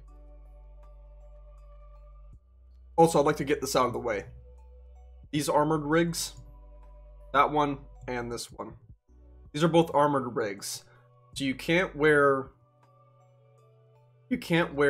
armor. You can just wear this vest, which is technically armored, because this takes up the slot. These exist as a cheap alternative to having armor and a vest. This gives you an armored vest, but it also does not allow you to, like, if you kill someone and for whatever reason they have armor and no vest, what are you gonna do? You can't upgrade, because if you take this off, you can't load your mags into the gun. But if you keep this on, you can't take their armor and have better armor. So, and for their price, it's not justified. But the only reason it's not an F is because I have worn these once before, and it did save my life at least once. But all the other times I've ever worn it, I've died with it on, and I've killed multiple people wearing both of these rigs, and they just go down like it's nothing. So, it doesn't even protect your arms, and it takes up that many slots on your character. Killer armor, S tier. One of the best armors in the game. Level armor class of 5 in Escape from Tarkov. In comparison, Fort armor is level 6, I believe. Kill is level 5. It's like half the price. This thing, also the kill armor, repairs so well. It could be 0 out of 60 and you repair it and it'll go up to 59.4. Other armors, it'll be 0 out of 60, you repair it, it'll go up to like 53.8. This thing repairs insanely well. You do have to get it off Killa, or someone who is wearing it, or off the flea market. But besides that, the price justifies everything about this armor. Great armor, extremely light and mobile, barely has any detriment to your character whatsoever. So you can wear this, turning speed barely hurt, ergonomics barely hurt, movement speed barely hurt. This thing is a beautiful piece of armor. This is one of my favorite armors to run with, actually. I just don't run with it a lot more because of its price, but in Tarkov, it's better to be frugal when you're going with mid-tier gear. Alright, this is the level 3 armor steel. I'm going to stick this in B tier. And the only reason this is going in B tier and not C tier alongside this floor pattern is because of what it's made out of. Armor steel repairs better than ceramic. So it's cheaper to repair, it's cheaper to buy, it's lighter. So, it's not lighter. It's not lighter, but it does pretty much everything else better. And this armor I love to wear for medium runs, like when I'm running AK with like BT rounds or a Mosin. This is the armor. This is my go-to armor. It's expensive, which is why it's in B tier, alongside its weight and some of its penalties. But this is some good armor. This is the ceramic version of the B one, so the ceramic armor is going to go alongside its counterpart in C. Not a fan. It's more expensive than the armor steel for one greater armor class, but this thing has never saved my life. Every time I wear this, I get sprayed down, and it just does not feel like it does anything. Repairs like a bitch when I get it back in insurance, if I get it back in insurance, and I don't think the price justifies it at all. We'll go down to some of these other ones first. Baka armor, F tier. Just like the module armor, every time I'm wearing this, I feel like it doesn't protect me at all. Pistol calibers, shotguns, feels like it goes right through this. I get shredded wearing this. It's cheap armor, which kind of justifies its level of protection, but at the same time, why buy it? You know, why bother? If you're gonna get leg meted, arm meted, or just shot in the chest enough times to black the armor, why bother with this? It doesn't have that much damage resistance anyway. So, Paka, get it out of here. The Untar armor. I actually really like this armor. It's only got a level 3 armor class. Let me just clarify to see what it's made out of. It's made out of aluminum. Okay, so it doesn't repair as well as armor steel, but it still repairs pretty damn well. Good repairability, level 3 armor class, light, docile. I'll stick it in B tier, and the only reason why it's not higher is because of its color. Color that it's currently got in Tarkov just makes you stick out like a walking, like, blueberry, or like a siren almost. Because if you're laying in a bush and you're wearing this, even with like a rig or something on, people are going to see the blue outlines around like your armpits and your flanks and whatnot, and they're going to be like, there's armor. Plus also, if this ever gets blacked and you trade armor out, this is very hard to hide because of its color. So, B tier. The Untar helmet. The only reason why I've ever worn this helmet is for the Peacekeeper quest, where you have to kill scavs on a few of the maps wearing the Untar armor, the Untar helmet, and using M4. Otherwise than that, this helmet's never saved my life. It's got like a level, it's like armor class of 2. And no face shield, doesn't protect your ears, doesn't protect your nape. All it protects is the top of your head. This thing that doesn't save your life. But it is a helmet. Better than nothing. And it's relatively cheap compared to some other helmets. So I won't stick it in F tier, I'll actually stick it in D tier.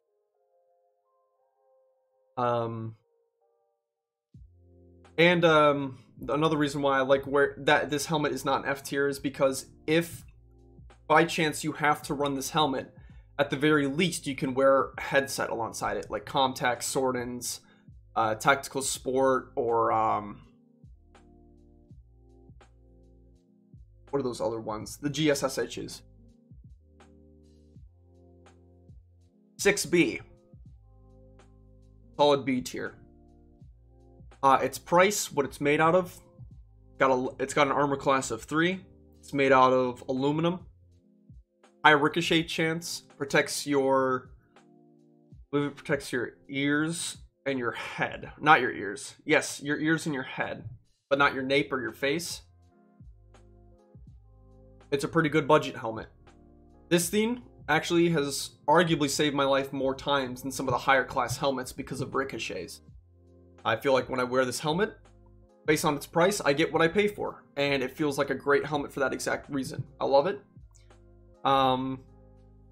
However, it doesn't save people's lives unnecessarily. So if you have a really powerful weapon and someone's wearing this, they will lose that fight, and it feels fair for that reason. Because this helmet feels so fair, and just right, and kind of perfect. It's got like a perfect level of penalty for its price, and also the way it looks and what it protects. Feels like a very fair helmet. Very good, very fair helmet. All right, forward armor.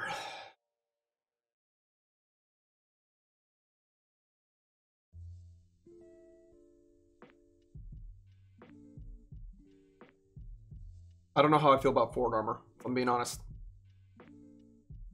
Forward armor has an armor class of 6, making you one thick boy. Protects your arms, protects your stomach, protects your chest, front and back.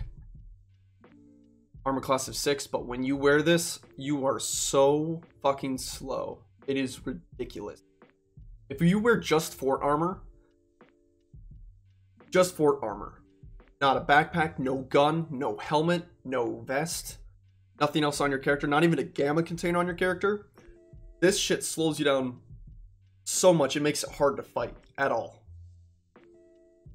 That being said, if you get in a head-on-head gunfight with someone and you're wearing fort, you will almost always come out on top, even if your gun's a little bit underpowered compared to what they're using, because this thing can soak some serious damage.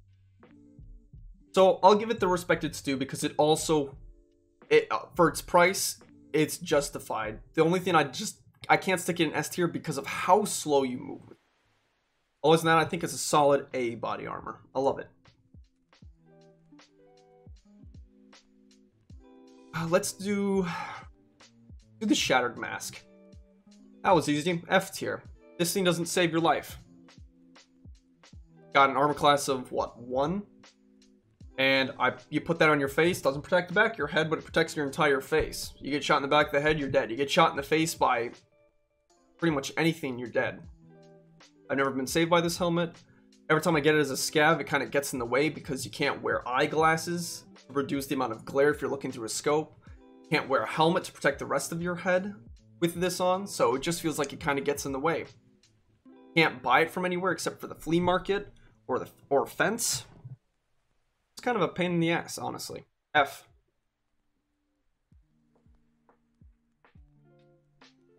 Alright, this is the SHP. Actually, now that I'm looking, I don't see the Jetta. Full pack. See the SHPM. Or this might be the Jetta. No, this is the SHPM because of the neck flap. I'm not sure exactly where the other counterpart helmet is, but they're both god-awful. They say it looks like it protects your face, but it doesn't protect your face. It's got an armor class of like 1 or 2. Every time I wear it as a scav, or I find it on a scav, it just hurts my hearing, reduces my visibility, and doesn't give me any added protection. So the Jetta and the SHPM are both going to go in F category. Very ineffective helmet, not a fan of it whatsoever. Early game, it's not good. Late game, it's not good. It doesn't sell well. Doesn't repair well. Takes up too much space if you try to save it for very little payout. So, kind of a piece of shit helmet. Don't pick it up. The pumpkin mask. This shit's scary looking, especially during the Halloween event. And it actually provides decent coverage. It reduces your visibility quite a bit, which is kind of one of the big gripes I have with it, because all you can see is in the shape of the pumpkin mask, so you can see out of eye, and then like the mouth on the screen. But it does protect the entirety of your head for a very standard armor class, and it did save my life once. I've played this game a lot. I have probably 10,000 hours in Escape from Tarkov, and it has saved my life once. And for that reason, I'm not going to stick an F tier, I will put it in D. And D tier is all I can go with it, because frankly, since this is only during that Halloween event, and because of its low armor class and reduced visibility, it's just not a good helmet overall. But it did save my life, which is the only reason it's not an F. Okay, Cold Pack, F helmet. It saved my life once, but even when it saved my life once, it was completely understandable because I was shot in the face with a PM. I was wearing the Cold Pack and the Cold Pack face shield. It stopped the PM round. I'm like, yeah, fine. that's great. Went up against an AK with shitty flesh rounds, went right through. Killed me immediately. The cheap helmet makes sense because it has shitty protection. Doesn't do anything for you, really. And, it's earned its spot right on the bottom. Let's go to the SSH. The SSH is another one of those budget helmets. It's like half the price of a 6B for pretty much the exact same thing, only I believe it does not protect your cape. It doesn't protect one of your armor areas. Of course, your face is still exposed, and I believe your ears are still exposed, but it does not protect one extra armor area. The same armor class, same ergonomics, movement speed, and turn speed modifier. But like, I don't know. I'd say it's a solid C tier. If you're going with a budget kit, this is like the helmet for you. I use this on budget kits all the time as well because it has saved my life a few times against shotguns, even once against a Vepr. And it's nice for that reason. But if you go up against anybody who can aim at your face or hit you in the face at any range, or even just true through armor, this helmet's not going to save your life. So, solid C. Zuck press armor. I'll give it a C, actually. This one's a little controversial because this armor is constantly found on scavs and it does not have very good protection or stats to it. But this armor can actually take a bit more punishment than I was expecting when I was wearing it. Saved my life against quite a few shotgun blasts, pistol rounds, and even a few AK rounds before it was blacked. And I'm like, huh, not bad. So, press armor is not bad. Do you buy it if you're bringing an M4? Fuck no. I would sooner bring in the Untarb just because you can move so much faster and it has less stat penalties. But this armor could be worse. That's what I'll say about it. Armor could definitely be worse. Alright, trooper armor. Trooper armor, I'm going to say right off the bat, is in the B category. Got a good armor class of 4. So it actually does stop quite a few rounds. The reason why it's not higher than B, though, is because of its armor area. It only protects your chest. It means your stomach is ripe for the picking, and scavs love to shoot stomachs and legs. So, if you're wearing this armor, you can wear that, stick like a ZSH on, so you have the 4 cover, and then the 3 armor class face shield. It's like a great kit, but the fact that it leaves your stomach exposed, and doesn't repair particularly well, kind of makes it kind of a downer. And also, it doesn't sell well if you were to kill someone and take this armor, so it's actually something that you end up leaving behind a lot because it's, I don't know, it just doesn't feel justified for its price. Okay, this Ronin helmet, F tier. In real life, the Ronin helmet is supposed to be rated for high-level rifle calibers. And in Escape from Tarkov, it's got an armor class of 3, which is equivalent to the ZSH face. And if that's all this gets, maybe I would rate it higher. Two things about it. I've never worn it, but by the way it looks, it only looks like you get 2 little eye holes to watch, so the rest of your screen is like blacked out.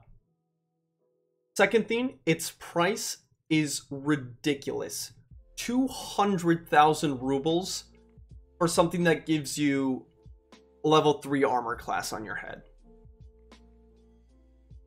200,000 rubles for this. And it may even hurt your vision. I haven't seen it, but no way in hell I would ever use this helmet. Too expensive, not justified by its price.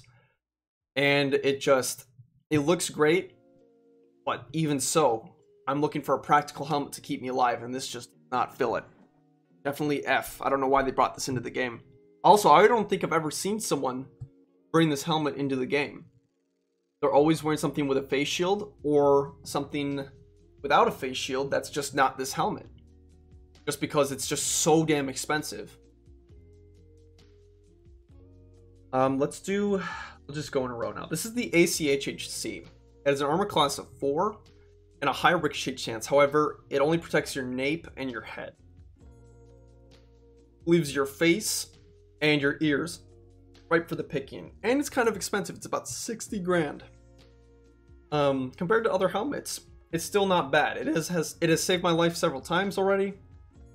But its price makes it more of one of those items that if you kill someone, you take it and you sell it, more so than I would wear it in. I like the ability for more protection, even at the lack of audio, because my audio is already extremely raised, so I can hear through a helmet that's dampening my sound. So for this reason, I'm going to stick it in. B. It is a good helmet.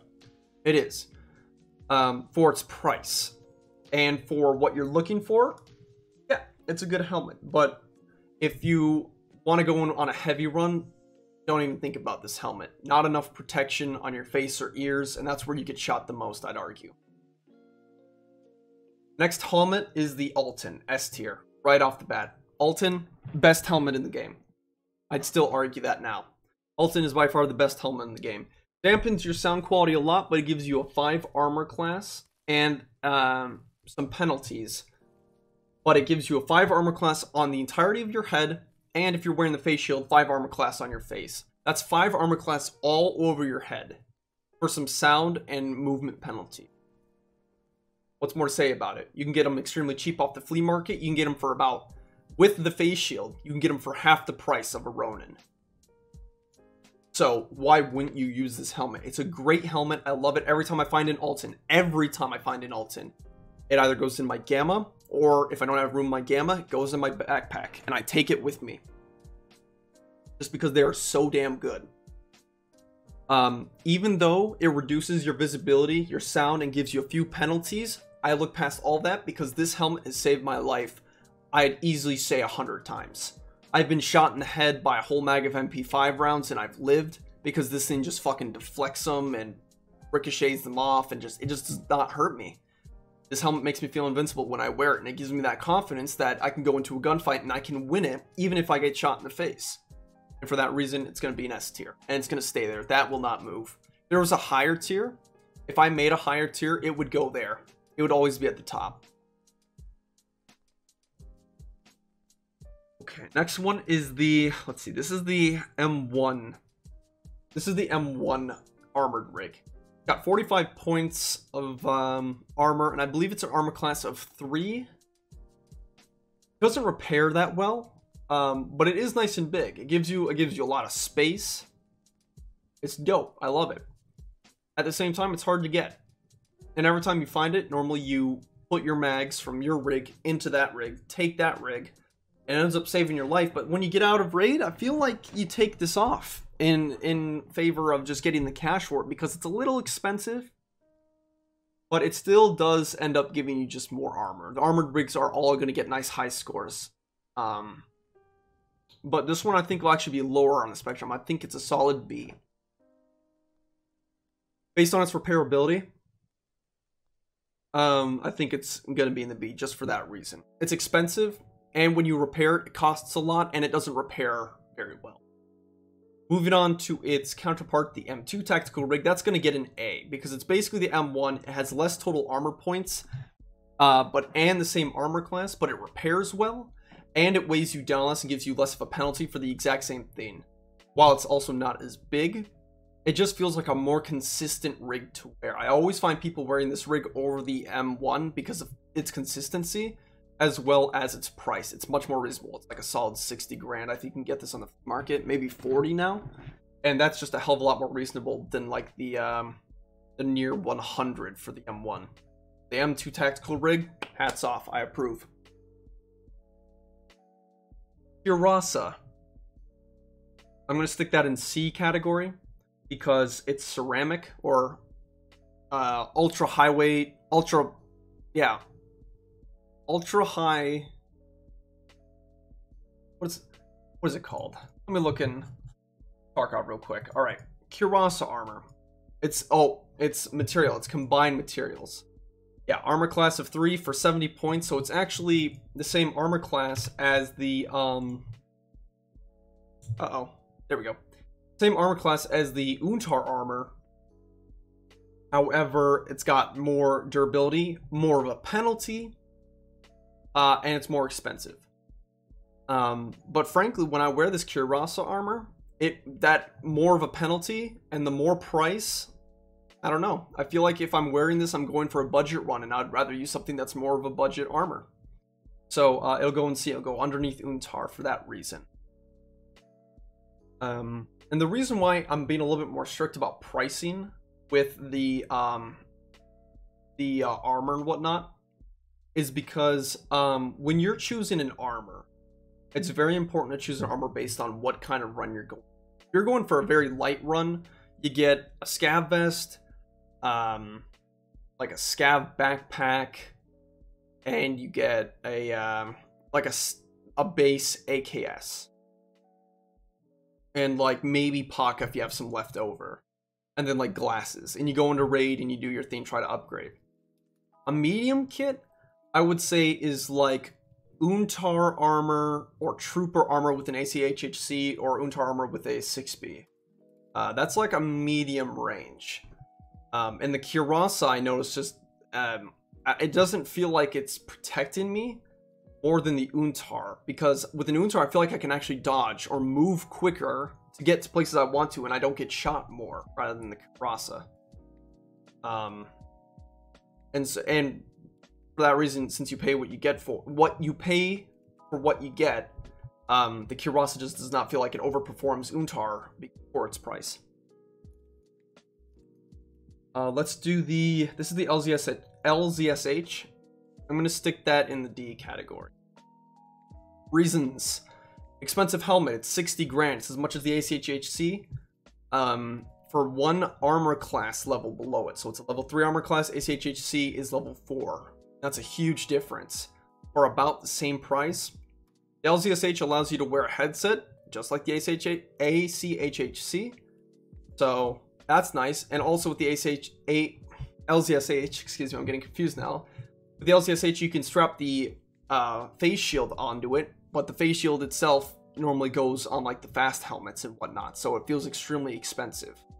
Not a whole lot of reason to use this helmet. If you're going to use this helmet, I'd sooner use like a 6B or an SSH even. Just because I feel like the LZSH just does not perform for its price, kind of like the Kirasa compared to the Untar. Fast helmet, extremely expensive. Does not feel like it gives you nearly enough protection. But it does allow you to do night vision runs while also protecting your face. For that reason, I'm going to give it a C rating. Same thing with the airframe.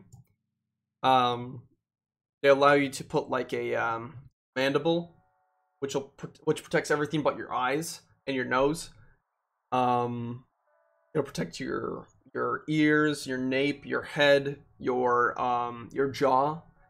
But if you get shot like square in the eyes, it's still over for you. If you want to wear night vision, if you want a face shield, you can wear a face shield and chops on the airframe. So maybe that might be a reason to stick it in B category. But still, the price is so much. I feel like it's way too expensive to be running casually. But the added protection does kind of matter. So I'm going to actually stick the airframe in B. The airframe's pretty damn good. And it's cheaper than the fast helmet for the same armor class and less of a penalty than the fast helmet. So yeah, the fast helmet's pretty poop.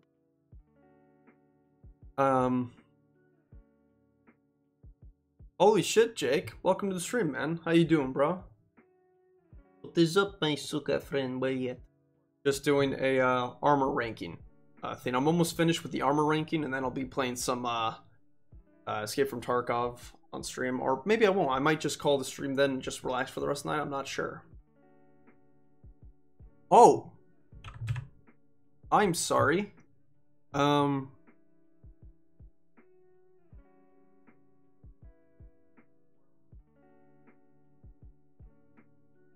I see that, Jake. Give me 1 second, man.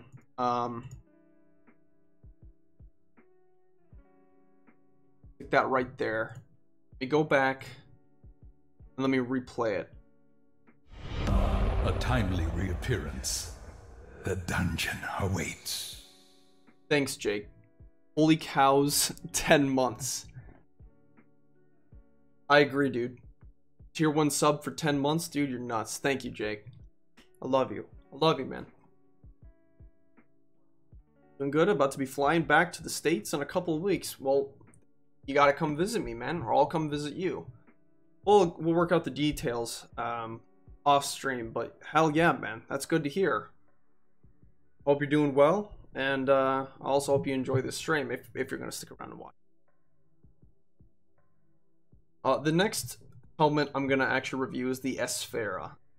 This has been called by many people the diaper helmet, and I agree with them. It's got an armor class of 3. It protects your ears, but it fucks up your hearing so much. It doesn't protect your face, and it's like, I'd say it's a solid 100 grand helmet. This helmet, I've only ever got it off someone that I've killed once. People just don't wear this helmet because it hurts your hearing so much. It doesn't protect your face. It's got a shitty armor class, and it's way too damn expensive. I'll stick it in D tier because of its armor class, it's definitely saved some lives. I've never worn it though, and frankly, for its price, it still protects the ears. It's not as bad as some of these other ones with their prices and their protection, so I'll stick it in D. Getting like a whole month off, hopefully. You should come visit me, man. I moved into the apartment now with Aaron, so got our whole shebang worked out here, and we'd love to have you, man. We were actually talking about you the other day, just wondering how like you and Lucas and whatnot were doing in the armed forces. So if you want to work out details later on, hell yeah, man, I'll be sure to do that. The next armor I'm going to review, we'll do the Gazelle. The Gazelle has an armor class of 4, but it's extremely lightweight. Its repairability is garbage, though. It really is garbage. It's got 75 points of armor. You get shot once down to like 60, and it repairs to like 61. So it's really rough. The armor is actually worth about the same as Trooper, but it also protects your stomach. But because it has really, really shitty repairability, I'm going to stick it in the same category as the Trooper armor. Stick all the armor next.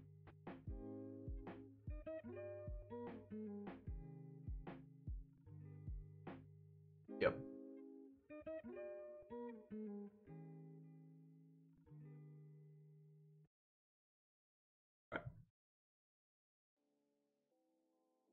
The Gazelle is also kind of nice because it's so lightweight, you can run around with it.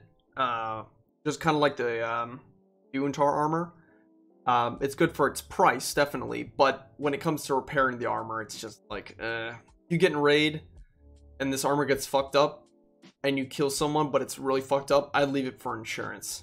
So if someone steals it, it's like, whatever, but if you get it back, you'll just deal with it later on. Maybe you'll fence it, maybe you'll repair it, then sell it, I don't know. But, yeah, once this armor gets fucked up, it, like when it's full durability, and you're wearing it, it's like a solid B tier. The moment it gets hurt and injured and you have to repair it, it drops to like C tier. Just because of how ridiculous it is.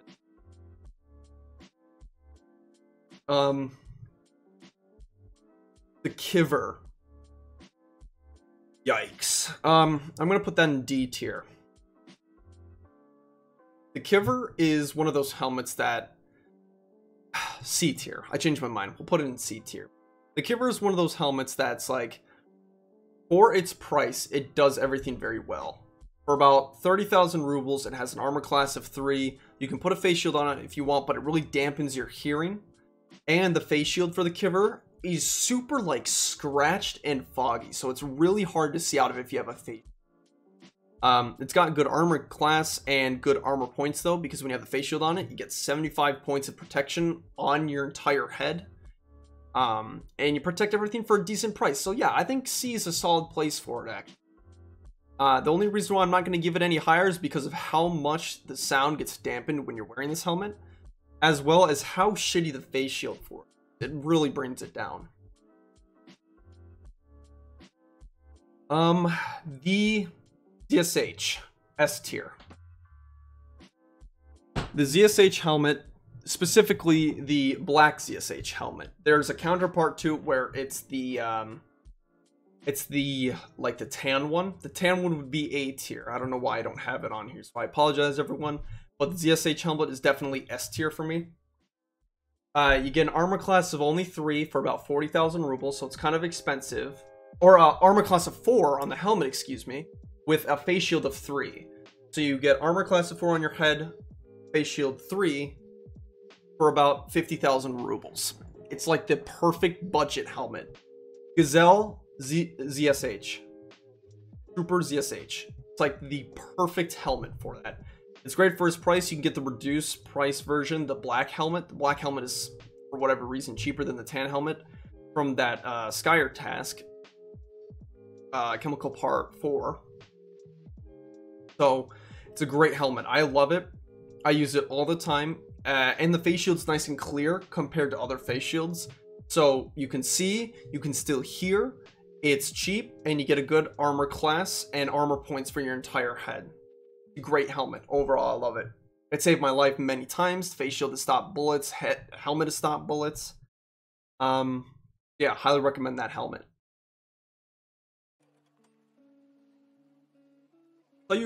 Saw you was playing Witcher 3 a while ago. How'd you like it? I finished The Witcher 3 a little while ago, and I loved it. The game was fantastic. Storyline, great. Combat sequences, great. Game mechanics, funny bugs, characters, customization, weapons, leveling system, all of it. Questing, oh my god, I loved it. Exploration, it was a great game. On a scale of 100, I give it a solid 95. Beautiful. The only reason I wouldn't give it 100 out of 100 is because the nudity kind of took me off guard. Because I would be streaming. I was streaming it all. And when the nudity come up, I was afraid that I would get flagged or whatnot. But besides that, approved. I love the game. I'm actually going to be playing through the DLC after October's finished with. So if you want to stop in for the Hearts of Stone as well as Blood and Wine, more than welcome to, man. CD Projekt Red makes great game. Agreed. I don't know what other games they've made, but I love them. They do a great job. Next armor, Reduct. Armor class of 5, 57 points of durability, and it gives you quite high stat penalties such as movement speed, turn speed, ergonomics. But its price kind of justifies it, actually. It's about 100,000 rubles for the vest, which it's a lot for a vest, but if it gives you an armor class of 5 with 50 points of durability, almost 60, pretty damn good. It'll stop quite a bit of punishment. It's actually my go-to high level slight budget armor. It's kind of hard to explain, but if I'm not going all out, this is the armor that I wear, like the one step below all out. So I really like this armor. It repairs pretty damn well. I can wear my same armor multiple times. It saved my life plenty of times. I just don't like the fact it doesn't guard my arms, but I can forgive that. So for that, I'm going to put it in the A tier. I really like it, actually. Reduct seems like a pretty damn good armor. It's only a little bit more expensive than the Gazelle for about the same level or same amount of stat penalties according to their armor class. So it's nice for that reason. Hype for Cyberpunk. Oh my. Yes. I'm going to be playing that for sure on stream.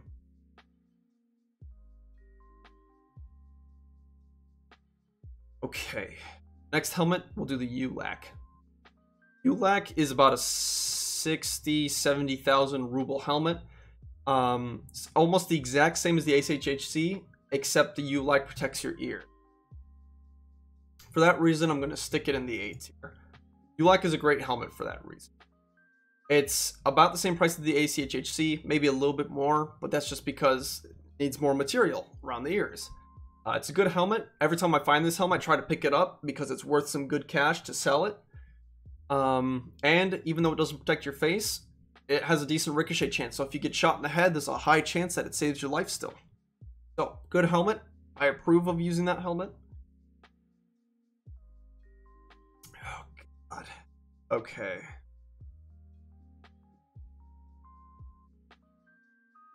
Oh, this is the Jetta. You can join your shit friends there. So the Jetta and the SHPM helmets are both on the same level. I talked about that earlier. Both. Don't use them. Don't wear them. They don't save your life. Heads up, it has more romances than Witcher 3, so be prepared. Oh! That's alright. I can forgive that. Also, chat, I think you got some goop on you. that better? I can... Hang on. Getting a little wipe down.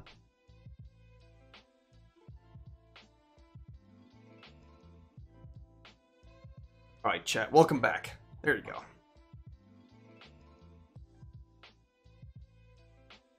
The next armor we're going to review is the High Mobility Kit. This goes for about 150,000 rubles. It has 62 points of armor. Armor class level 5. Does not protect your arms, but it protects your chest and stomach. It's pretty damn good armor. I like using this for another high tier run. I'd stick these on all according gen armor. All in A tier. Gen Assault, 68 points. Gen 4 Full, 80 points. Appropriate stat penalties based on how much the armor actually covers. But, price is justified. The Gen Armor is a great series. It's made out of Titan, so it repairs well. And, it's great at soaking up damage. Good armor. All A tier. Now, the Redut Full. This is kind of close to this Redut armor in stat penalty, but this one weighs you down a lot more. It has 95 points of armor.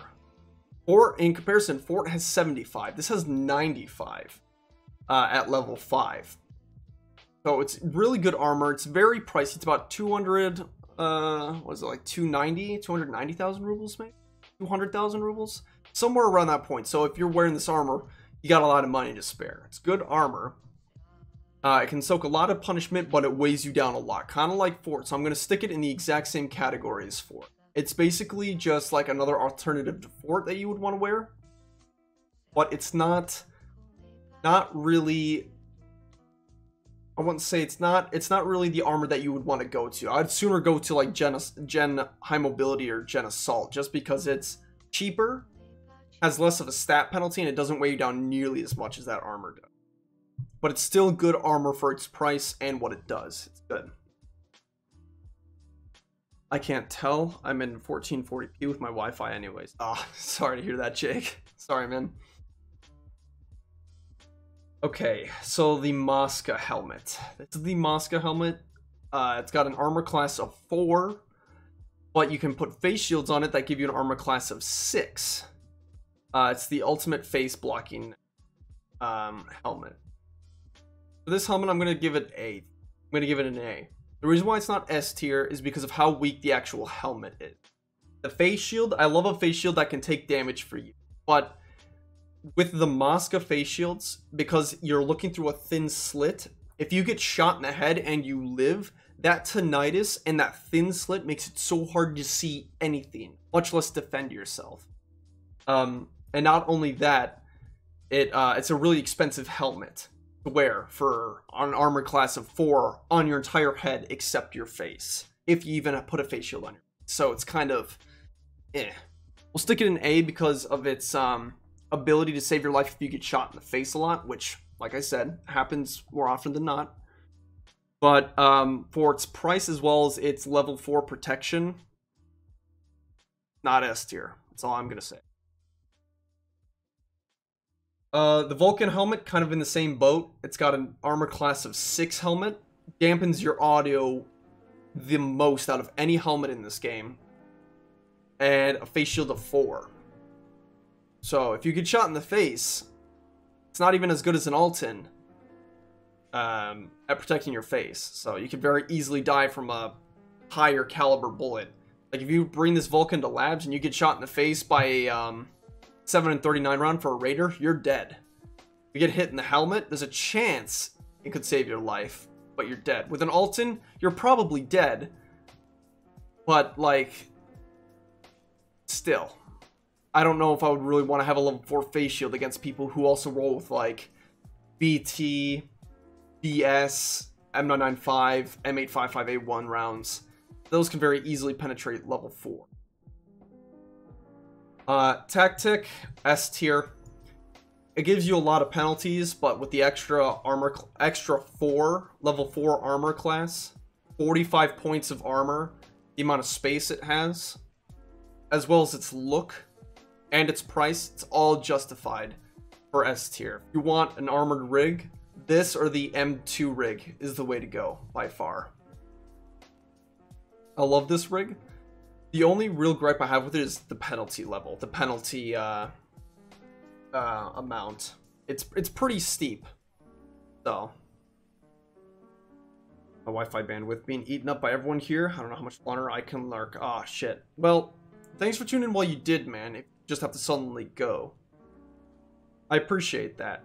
And I hope you could stay here. TV 110 rig, 60 points of armor at armor level 4, gives you a shit ton of room. S tier, easy. Probably it's the biggest rig, I believe, biggest armored rig you can wear, and it gives you a shitload of extra armor. Great rig, it's wonderful. The reason why the Tech is on the same level is because this has even more stat penalties than I believe, because of how heavy it is. But with increased weight, increased stat penalties, you get more protection, more armor points. Because Tech got 45, this has got 60, kind of on the same level. And finally, last but not least, Zuck 6A armor, by far S tier. You get class 6 body armor, super lightweight, protects your chest and your stomach, just not your arms, but a class of 6, repairs about as well as the Gazelle, so not very good at all.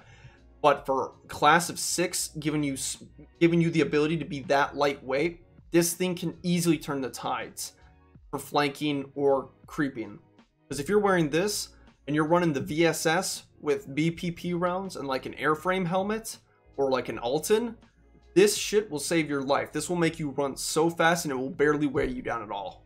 And for its measly price, you can get it for like what, like 100,000, 140,000 rubles off the flea market, 75 out of 75 durability. That's a beautiful piece of armor. That's everything you want out of armor. So definitely S tier. So here is my armor chart. I will share these as well. I'll stick these in my Discord as well as on my Twitter, and you can rewatch this as well and look for it on YouTube if you're interested. And just to clarify, we did the gun one earlier, gun and grenade one earlier. So also, if you want to see that, just quickly go back in the stream once the VOD is up. You can enjoy it. Hope you all enjoyed this interesting kind of stream. I've been live for about 3 hours now. I've never done something like this before, but after seeing this idea from Tweak on YouTube, I thought this was a really, really cool idea. So I made this full one and this armor one, and I think this was a really good time. Thanks everyone for your input, as well as Jakers McBob for the 10-month tier 1 sub. Man, it means a lot to me. And everyone else who just tuned in to give me their opinions or company or whatnot, I really appreciate it all. So thank you all so much, and I'll see you all for the next stream.